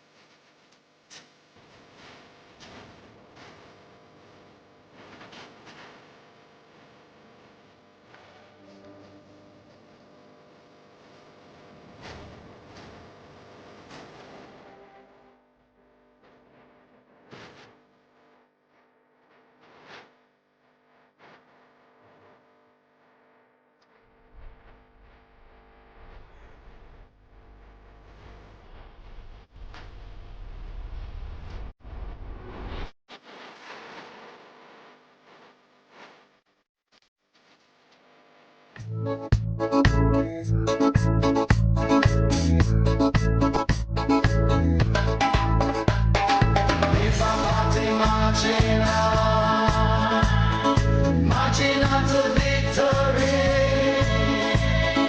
Labour Party marching, Labour Party marching, marching on to victory. Labour Party marching on, all right, marching on to victory. Labour Party marching, Labour Party marching, marching on to victory. Jump and shout, tell it all about, we shall have the victory. Jump and shout, tell it all about, we shall have the victory. Come now, me and the neighbor, oh yes, we voting for Labour. All right, me and the neighbor, bring them, we voting for Labour. Carry them, me and the neighbor, oh yes, we voting for Labour. Oh yes.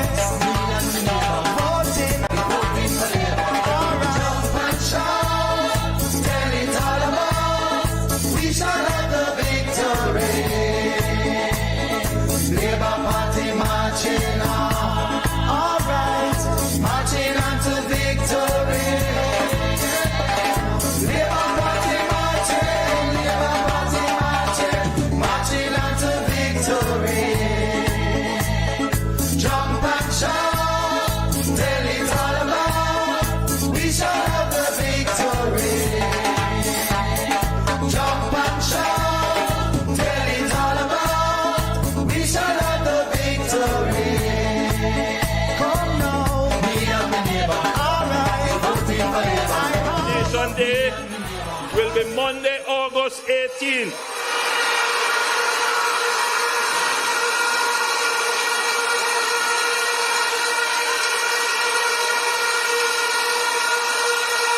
And the general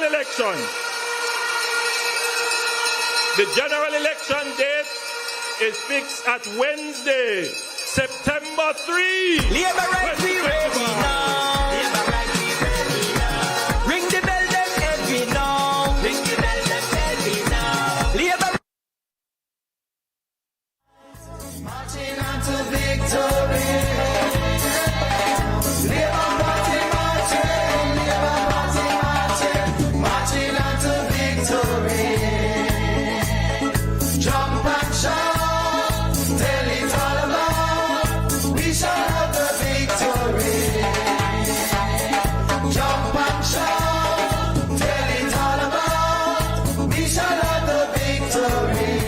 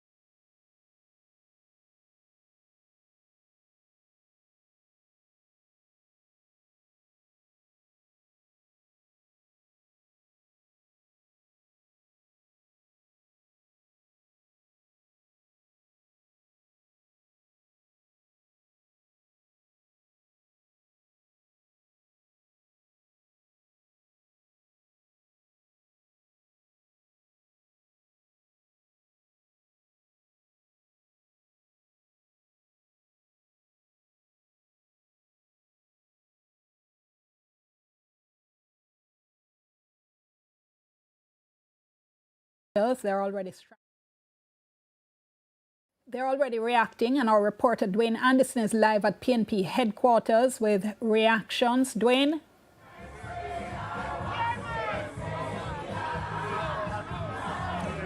Well, the People's National Party, they were supposed to have a mass meeting tonight in St. Andrew. I beg your pardon, so we're having a live.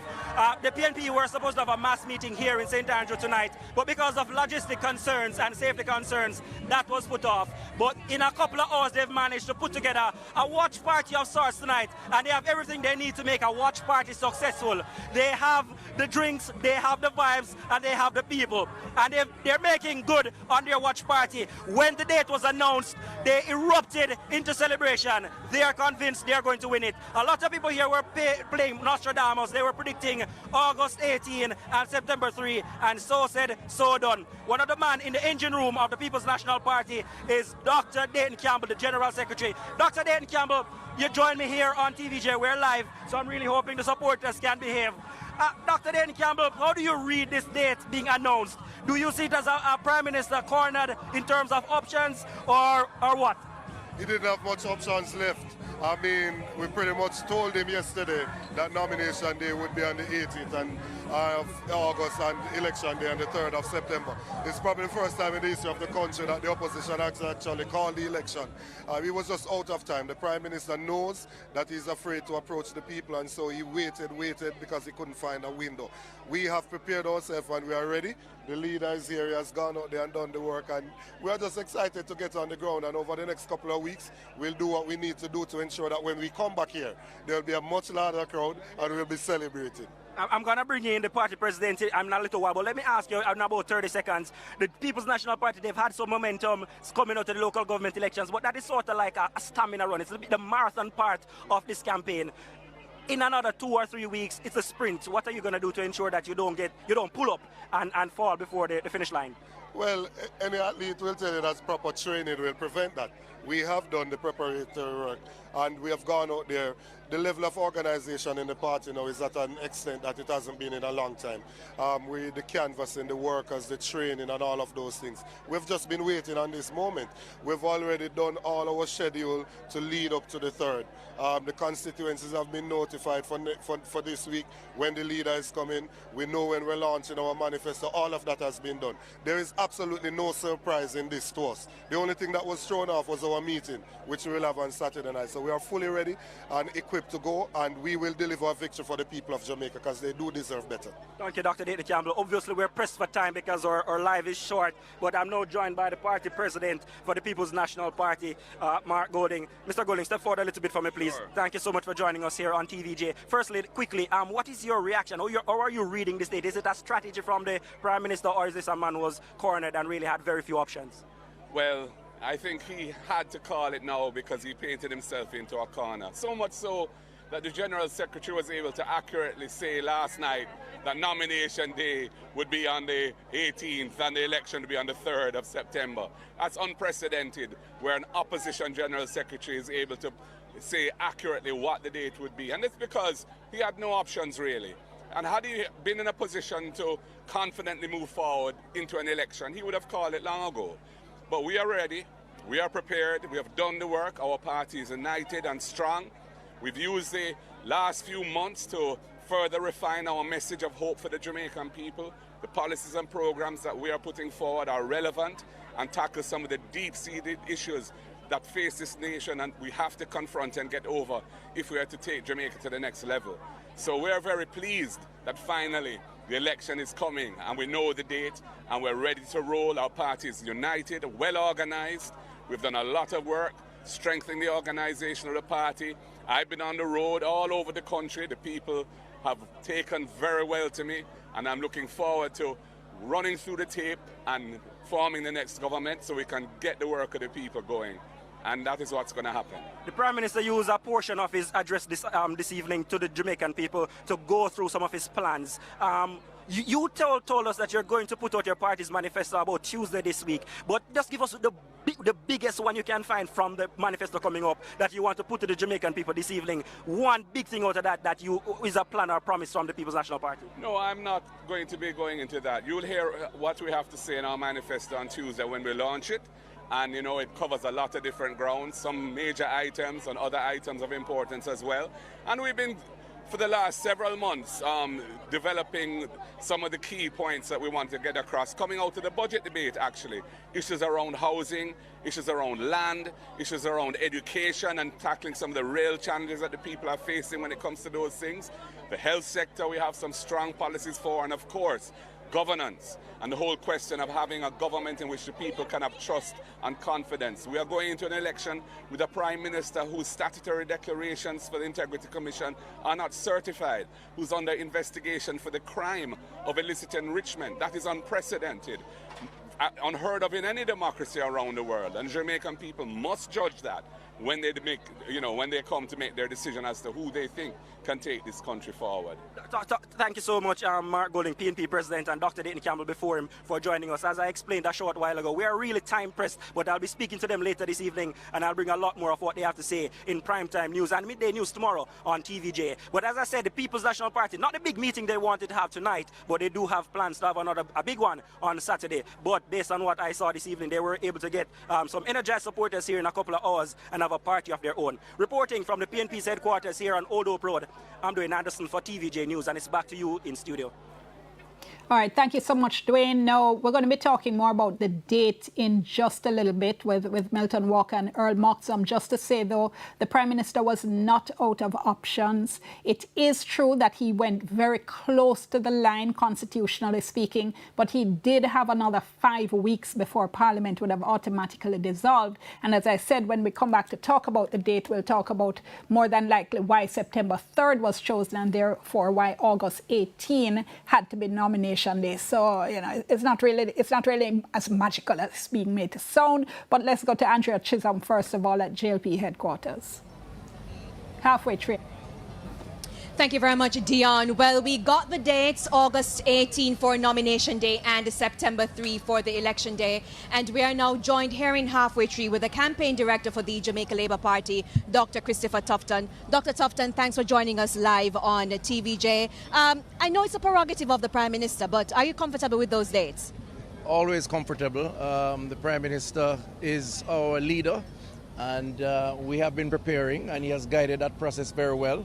And we're ready. You saw the energy tonight, the numbers and the energy. And when he said those dates, you saw the response. I think the Jamaica Labour Party as an organization is ready. We have great candidates and we have a great platform to campaign on. When will the JLP be releasing the manifesto? Well, we have to take it in stages. We released an achievements document. We have been in office for 9+ years. And I think it's important for us to remind and demonstrate that we have been there with a purpose and that people are better off because of that. Once we get that through the population, and that is a work in progress, we will then release the manifesto, which is the aspirational document for where we will go. I can't say this week or next, but it certainly will be released before the time and discussions around it take place. Can you say how many seats the JLP is predicting for this election? Well, look at it this way. All 63 seats are up for grabs in this competitive. But you must be working towards a number, Dr. Tom. Well, we intend to win the majority of the seats, and all candidates that we have and are fielding qualified to be a member of Parliament, and we're going to work with all of them. But ultimately, we know that it's a competitive process, and what is important is that we remain in government, so we continue the work of the party and the government. In recent times, we've been seeing a lot of ribbon cutting and groundbreaking. Is this just a mere formality? How ready are those projects? It's interesting that people are critical of ribbon cuttings and groundbreaking. I thought those were positive things. Nothing that we have done around those two types of activities that do not represent progress and benefit the people of Jamaica. But it's been amplified leading up to the election, though. Not necessarily. I think it has been made so by those who are critical and who have a reason to be critical. Take the University Hospital of the West Indies, for example, which we broke ground for recently. 14 billion. It started 8 years ago because it went through a process. Spanish Town Hospital started many years ago. So a lot of what we have labored hard to do as a government have been coming through over time. And I think it is well within our right, particularly in a competitive environment, to show the progress that we are making. The others would have done the same thing. I think they are just upset that we're doing it, and it's showing them up. Because when they were there were so many gaps in cutting ribbons. We have had to be cutting more than usual to play catch up in the development of the country. Dr. Tufton, the non-certification of the Prime Minister's statutory declarations continue to be a hot-button topic on the campaign trail. What discussions have the hierarchy of the JLP had on the issue? Well, look at it this way. We have discussions all the time on a range of issues. As it relates to the Prime Minister's own issues with the IC, I think he is well within his right to exercise the option of challenging some of the conclusions that have been drawn. I believe all of us have that right. It's a right that we have fought for as a people, whether you're on one side or the other. And I think we must allow that process to take its course. He has major issues with some of the conclusions or the findings. And he, like every Jamaican, deserves the opportunity to make his point and to use the courts if necessary. So we don't have an issue with it. In fact, we don't think the Jamaican people are as bothered with that as our detractors, our opponents are.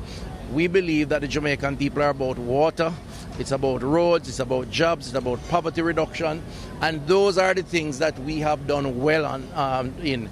And the Prime Minister has been the leader of that process as head of the cabinet. So we believe people see a lot more positive in Andrew Holiness than by the distractions of some of the other things, which may be necessary to ventilate.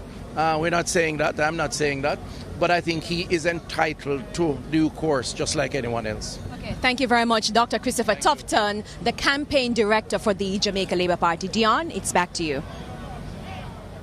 Thank you so very much, Andrea. Okay, so let me just remind you very quickly what the Constitution says about the election, okay? Parliament's term is 5 years. You start counting the 5 years, though, not from the election day, which last time was September 3, 2020. That's not when you start. You start counting September 15, 2020, which was the first sitting of the Parliament. The Parliament, as I said, then runs for 5 years, so the Prime Minister can advise the GG at any point to dissolve Parliament and call the election. If the Prime Minister doesn't do that, the Parliament automatically dissolves after 5 years, which would have been September 14.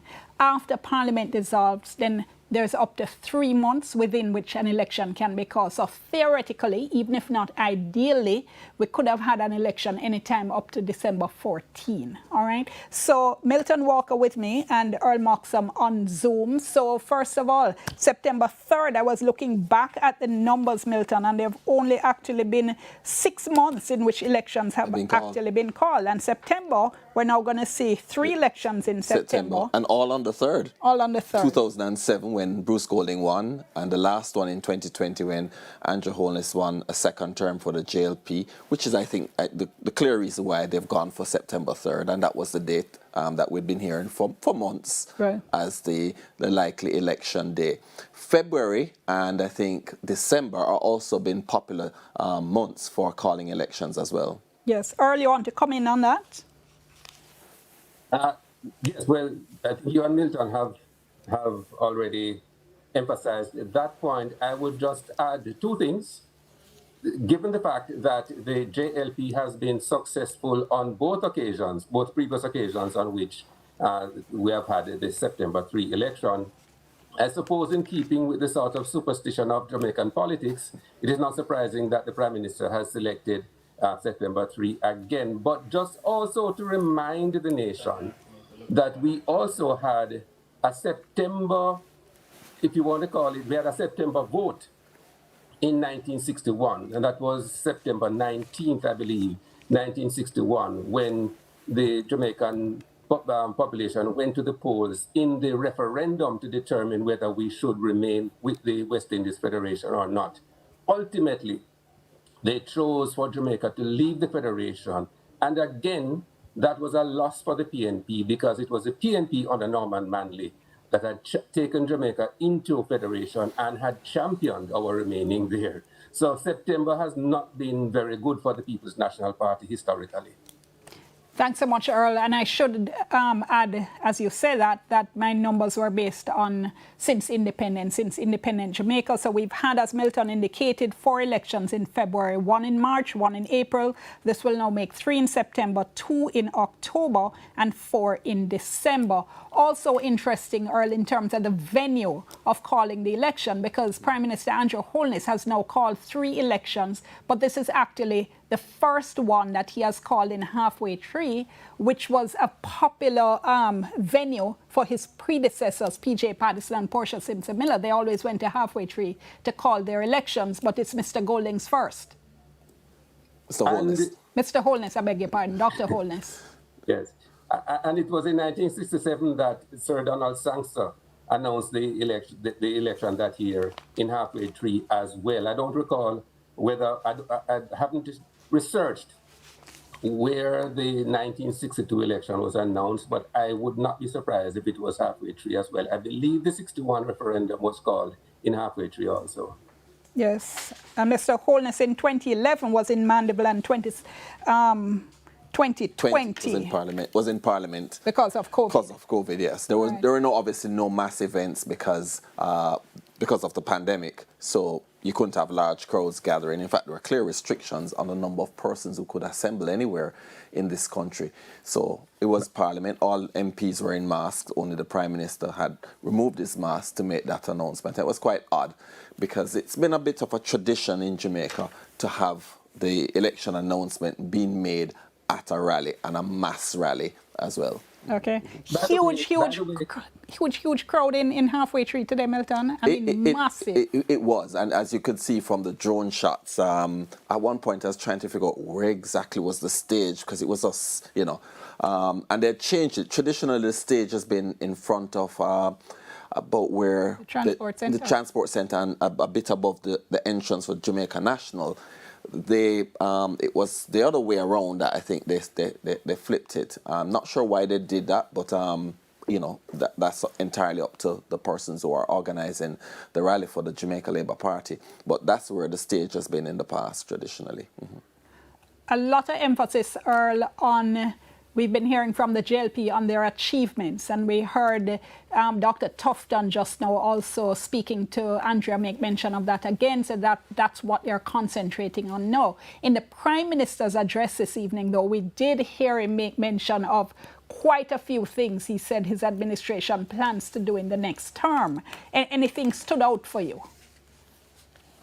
Well, I would say that the emphasis on housing and the promise to add another 60,000 to the previously announced 70,000 new housing units, and he broke them down in terms of various categories. I think that is one important area of policy focus that he believes will connect well with the Jamaican populace. So I think that is one of those measurable promises that you can follow in terms of the extent to which he's able to deliver on that. He has been criticized in respect of previous commitments in respect of housing.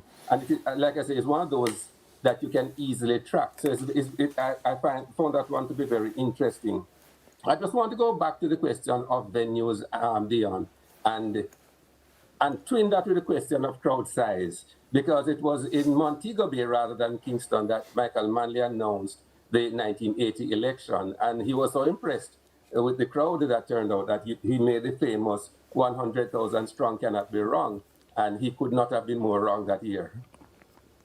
Yeah, absolutely. The housing, and going back to the housing point now, that's going to be interesting, Milton, because both parties, I think, have figured out or heard from the young people that, look, this is a major issue for us. We want to hear what you're doing, and we're hearing proposals now coming from both parties, certainly on that. Indeed. I mean, because for the average young person now to buy a house in Jamaica, even a young professional, it's extremely difficult.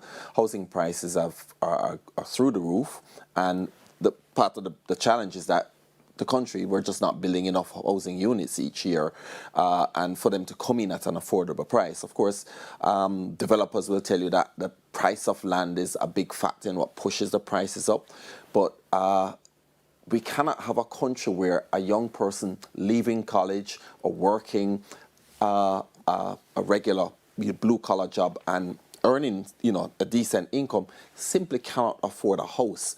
That's one of the biggest aspirations that any young person would have leaving school and going into work. And if they can't fulfill that That's what leads to your brain drain. That's what leads to your, disenchantment and people just being fed up. And we already know we have significant levels of apathy in the election process and the political process as well. And that needs to change. All right, we're going to take a break. We'll be back in a moment. Stay with us.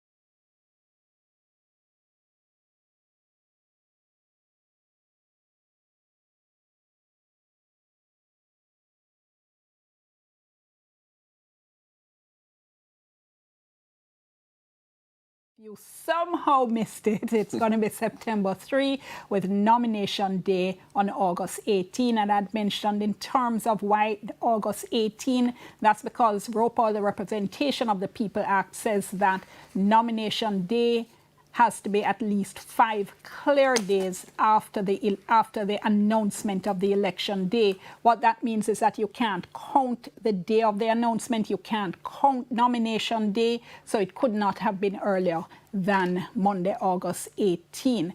One of the things the Prime Minister announced as well, though, is that we're going to be having local government by-elections on the same day. Take a look.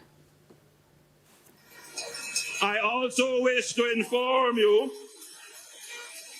that local government by-elections in the Chancery Hall Division, the Olympic Gardens Division, the Seabright Gardens Division, and the Denham Town Division will be held concurrently with the general election in those constituencies. Labour rights we ready now. Labour rights we ready now. Ring the bell then every now. Ring the bell then every now. Labour rights we ready now. I will ask the Minister of Local Government to formally make the announcement. Thank you, Prime Minister. Just to advise that after consultation on a letter written by Kingston's mayor, we have taken the decision to endorse the announcement made by the most honorable Prime Minister. So all 4 divisions on election day will have their rightful representation. So local government elections are normally announced by the local government minister. The Prime Minister, I think, kind of stole his thunder a little bit there. And then Minister Mackenzie basically just coming on to endorse and to confirm the announcement already made by the Prime Minister. Now, this is something people have been saying for a long time. Why we can't have local government elections on the same day as general and save money? This is just, quote unquote, just by elections, so Milton. But I don't know. It could be, I don't know if it's a first step towards active. Yeah, in fact, I don't recall any local government by-elections, and Earl can obviously come in on this at all in previous general elections that we've had by-elections, and these, have been out for some time. 2 of them are in the Prime Minister's constituency, Seabright Gardens and Olympic Gardens, and Chancery in Dwayne Smith, that's the Northwest St. Andrew, Nigel Clark's old seat, and Denham Town, obviously, in West Kingston. So they're all in Jamaica Labour Party seats. And I believe the JLP are expected to win all 4. They should be able to win them comfortably, using past voting patterns. Yeah, Earl? Yes, I can't recall it ever having been done before, but it is indeed in keeping with what has been recommended by so many interest groups over the years. And based on what Mr. Mackenzie said, it seemed that he had the concurrence of the People's National Party as well, certainly from the mayor. It sounded as if the mayor, who is a member of the People's National Party, concurred with the government ongoing in this direction. Okay, there was another point you wanted to raise, Earl? Yes, let me say that I wasn't necessarily expecting the Prime Minister to bring this up tonight, but my perspective, I perceive that both parties are studiously avoiding a particular issue because it is so sensitive. And at some point, they need to be asked upfront where they stand on how they will deal with an increasingly erratic Trump administration or respond to the sort of erratic actions of Donald Trump over the next 3 years, because he's so unpredictable. And we saw what happened with the tariffs. And therefore, significant areas of Jamaican policy operations could be affected by the whims and fancies of Donald Trump, who I believe, according to how he operates, even if he has never heard of President James Monroe, it seems that the Monroe Doctrine is back in vogue under his administration. Yes, and on that point, perhaps, Earl, linking to therefore this issue of the manifestos and whether or not that would be covered in them. As Dwayne indicated, the People's National Party has said they're launching their manifesto on Tuesday. And again, it's something I'd have to check, but it sounds to me like one of the earliest I've heard of a manifesto being launched. It's normally about 2 weeks before the election, if we're lucky, Milton. Indeed, and for this to come out before nomination day, I was quite surprised when I saw the notification, I think earlier today or yesterday, that the PNP will be launching their manifesto on Tuesday. And particularly also since the PNP have been saying they're reluctant to tell the country what they're planning to do going forward because they're afraid that the Jamaica Labour Party will steal their ideas. I think that was a misstep. I think the PNP should have been putting elements of their manifesto out in the months that they've been campaigning, so that it would have been clearly articulated, clearly put forward to the people and to the voters. And for now that, election is called, that they'll be consolidating and, just putting together a final document and encompassing everything that they've been laying out before by the party officials on their campaign over the last few months, in fact, from last year. And let me just say quickly what I have been saying, that when you hear people now calling for manifesto, I don't think anybody seriously think that can only mean a 20 or 30 page booklet or book. Clearly, it has to mean sharing those ideas across social media, using videos, using all kinds of different means. The points that people have been making is that it's time to tell us what you plan to do. Earl, comment on this issue of manifesto. I sometimes wonder at the utility of it, given that so many aspects of it are quickly forgotten, or some of the goals set out are not easily attainable. I would also say, Milton, that the timing, or if you put out your manifesto too early, it's a double-edged sword, in that, particularly for an opposition, because the government having the power of the purse and the power of saying we are in a position to implement X or Y, or to respond with a counter policy. And also, perhaps the most significant policy promise or idea that came out of the Jamaica Labour Party in opposition in 2016 was that having to do with the income tax threshold, which was a real winner, it seemed, with the populace. And that came at the 11th hour, so to speak, heading into the election. And in fact, it wrong-footed the PNP and might have been a major factor in the PNP narrowly losing that election.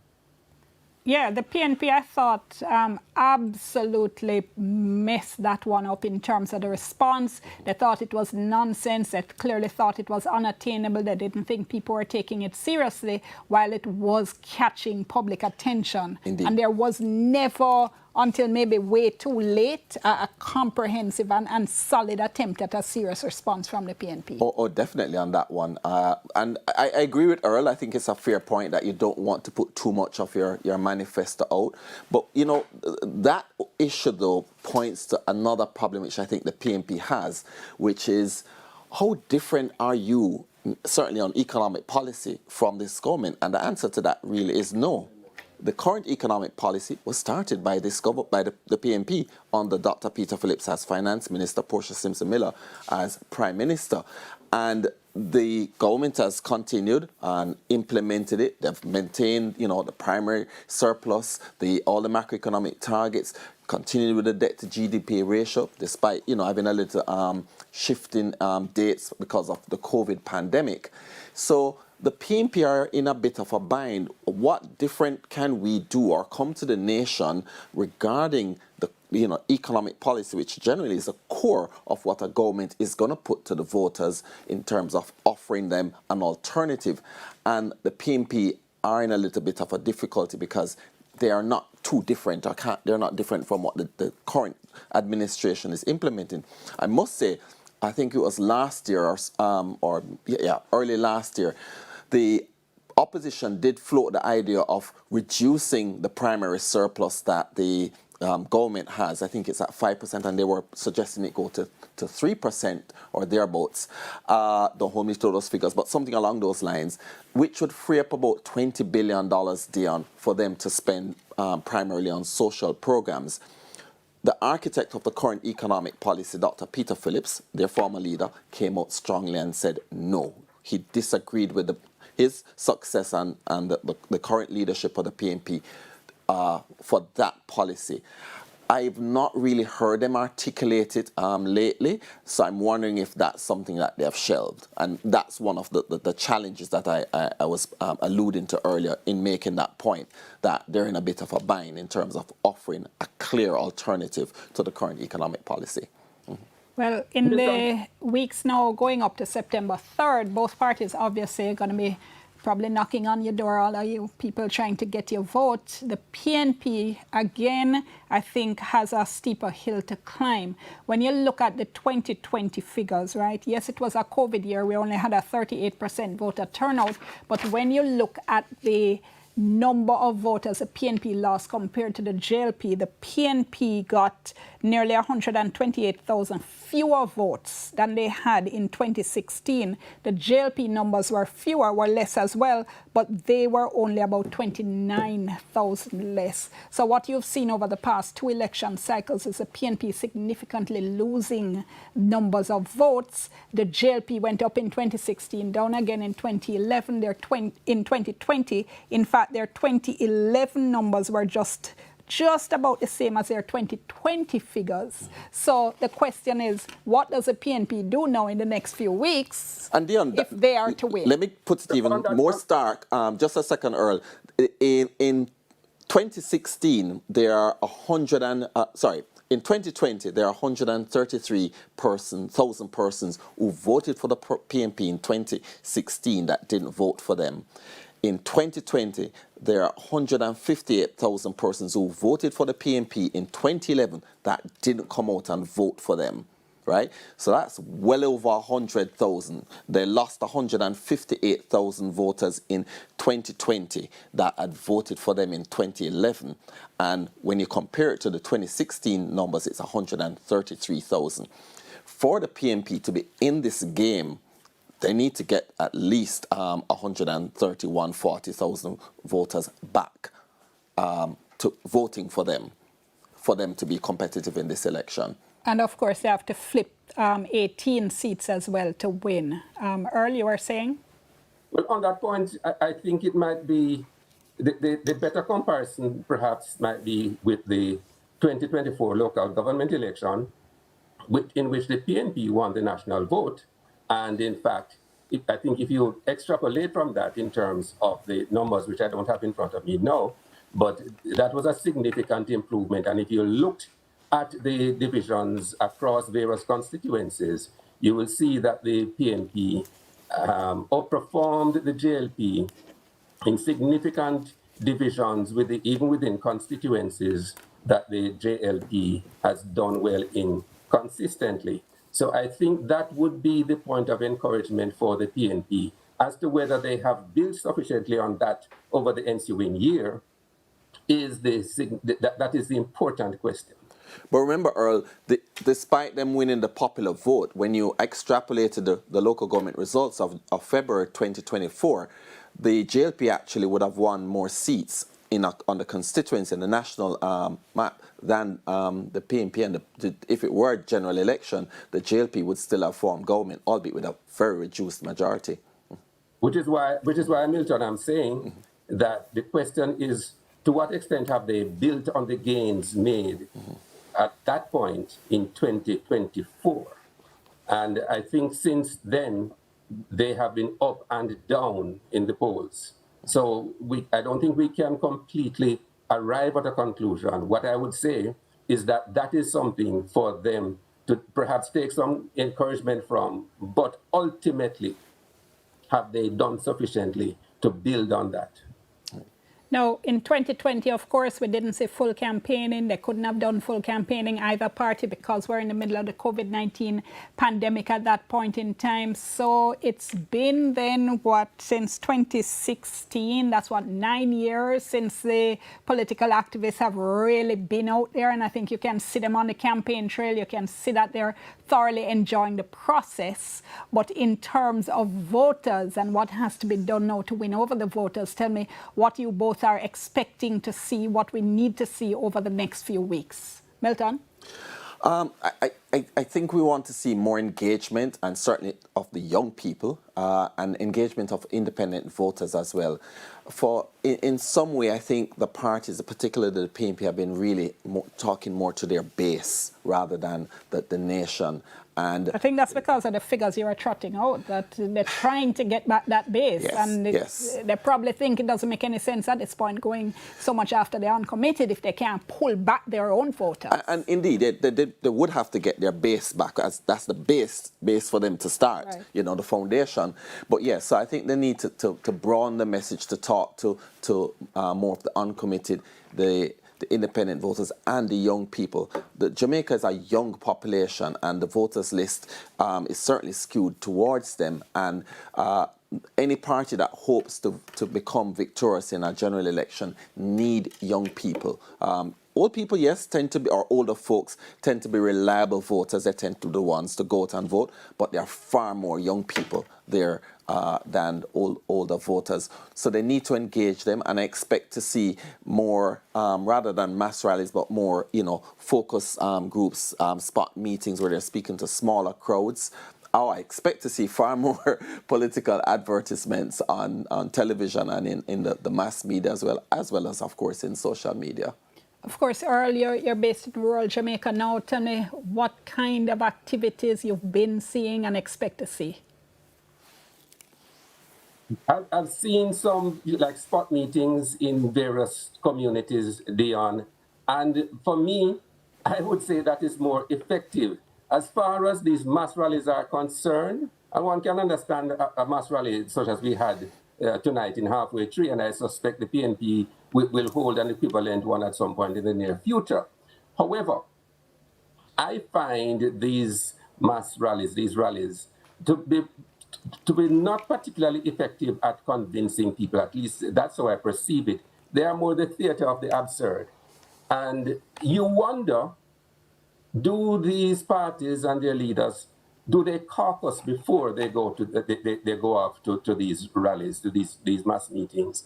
Do they sit and think about what it is they want to convey to the people and how they will do so? Do they understand that in 2025, more so than ever before, they are not just communicating with the committed, they're on the ground with them. Some of whom have followed them from every nook and cranny of the island. So even in the particular locale that they're having that meeting, they aren't only speaking to a small percentage of the people in the particular constituency. So what's the point of a lot of what we see and hear at these rallies? I think they come away much the loser for some of the nonsense that happens at these rallies rather than advancing their cause, as they would do, I suspect, in smaller spot meetings and engaging with the people. Okay, so I know Milton wants to come in on this. I have to say this is one of those areas where I don't necessarily agree with Earl because I think different fora are for different things, and I do but it's not. It's no longer confined to that particular theater. No, I understand a lot you. of people. And what do we focus on the following morning in the news starts? Earl, I understand you, but a mass rally, I don't care what them go up there and say. A mass rally is not a place for trying to convince anybody of anything. It's a place for precisely what. Hold on. It's a place for precisely what we've been talking about: energizing your base, getting your party workers active, getting people in your party to feel that you are on a roll and that it makes sense for them left their yard, go work for you, and go vote on election day. You cannot at the same time be appealing to people like, hold on, Earl, come in. You cannot at the same time be appealing to people who sit down in them bed and watch it on YouTube. You cannot do both things effectively. And my response to that is, if for the next 2, 3, 4 days thereafter, you have to be explaining yourself because you misspoke or you said something so ridiculous that it has left the wider populace incensed, what did you achieve ultimately? That's a different point. Right. That's not the issue of a mass rally itself. That's the issue of the nonsense when they talk, when they get up on stage. But you can have a mass rally without people putting their foot in their mouth. Unbelievable as it might seem. We're not having that. Earl, I'll disagree with Earl on this one, although I do think we do need to have smaller meetings. First of all, I think there's a tradition in this country. It's part of our political culture. And in the past, a lot more persons used to go to rallies, literally just walk to the one in your area, drive to the one in your area. Now there's a lot of busing, which is part of, mobilizing and energizing your base. I was in Montego Bay this weekend, Dion, and this afternoon I saw a crowd by Iron Shore and about 8 buses, obviously, waiting to take them in. And they're there just, having a good time, taking pictures and playing some music. And that's part of the, the energizing and feel good. You go into a rally and for many people, it's fun. You're going to town, you're going to Spanish Town or wherever to have a good time, or Montego Bay. Maybe we should ask Earl if he thinks politics is fun. Earl? It can be. Everything can't serious, Earl. Yeah. What's that? Everything can't serious. No, you are missing my point, Dion. You are missing my point. And you and I have known each other so long that but also it's the point I'm making. It's a Caribbean thing also, because you can have fun without making an absolute fool of yourself. And I agree I'm not arguing with you at all. Remember, I did say you can have rallies without this constant putting your foot in your mouth and ending up with a lawsuit on your desk. May I make one point quickly? I think we have all ignored so far the fact that September 3 will have implications for the new school year, the start of the new school year. Yeah. Yes, the new school year, I'm advised, normally starts on the first Monday in September. This year, the first Monday is the 1st of September, in fact. Yes. So what I've heard is that they may push it back to the 8th or start it on the Thursday or probably Friday because the election day would be on the Wednesday, September 3. I at one point thought and heard that they were considering the 10th or the 9th, those dates, which the school would have started for a week because the party wanted to see how the new rural school bus system would have played out and to try and get some mileage from that. They have obviously decided not to do that and go for September 3. But it is a problem. Of course, you could always, extend the term at the end or at the midterm, so it can be made back up pretty easily. Yeah. And the issue there, I suspect tomorrow, well, I know our newsroom obviously will follow up on the issue tomorrow. I suspect by tomorrow we'll hear a statement coming out from the Education Ministry. They probably have it prepared already, couldn't send it out until the election date announced. I'm pretty sure we'll be able to get that information for our viewers for tomorrow. Yes. In relation to the rural school bus system, now I think this was supposed to be a center point of the JLP's achievements for the term, and they're being dogged by controversy. People are sending videos, this one happened to this one happened to this one, and we see them pushing back. But Earl, what do you see in terms of this particular issue, how it may or may not play? It probably, I don't think the Prime Minister addressed it directly tonight, because it has become quite contentious. And there are positives and negatives. Certainly the idea of providing a school bus system for our students cannot be ignored. It's an important policy issue. And when I say the Prime Minister did not touch it directly, he did speak of a transport system for the students. But in respect of the controversy surrounding the initiative that was recently announced by the minister and some of what we have been seeing of the school buses, the yellow buses that have been brought in, I think that is going to continue to be fodder for the campaign. The other thing that I thought, and Earl alluded to it just now, is he announced that there will be free transport for all students, including tertiary students, for the first 2 months of the school year, September and October.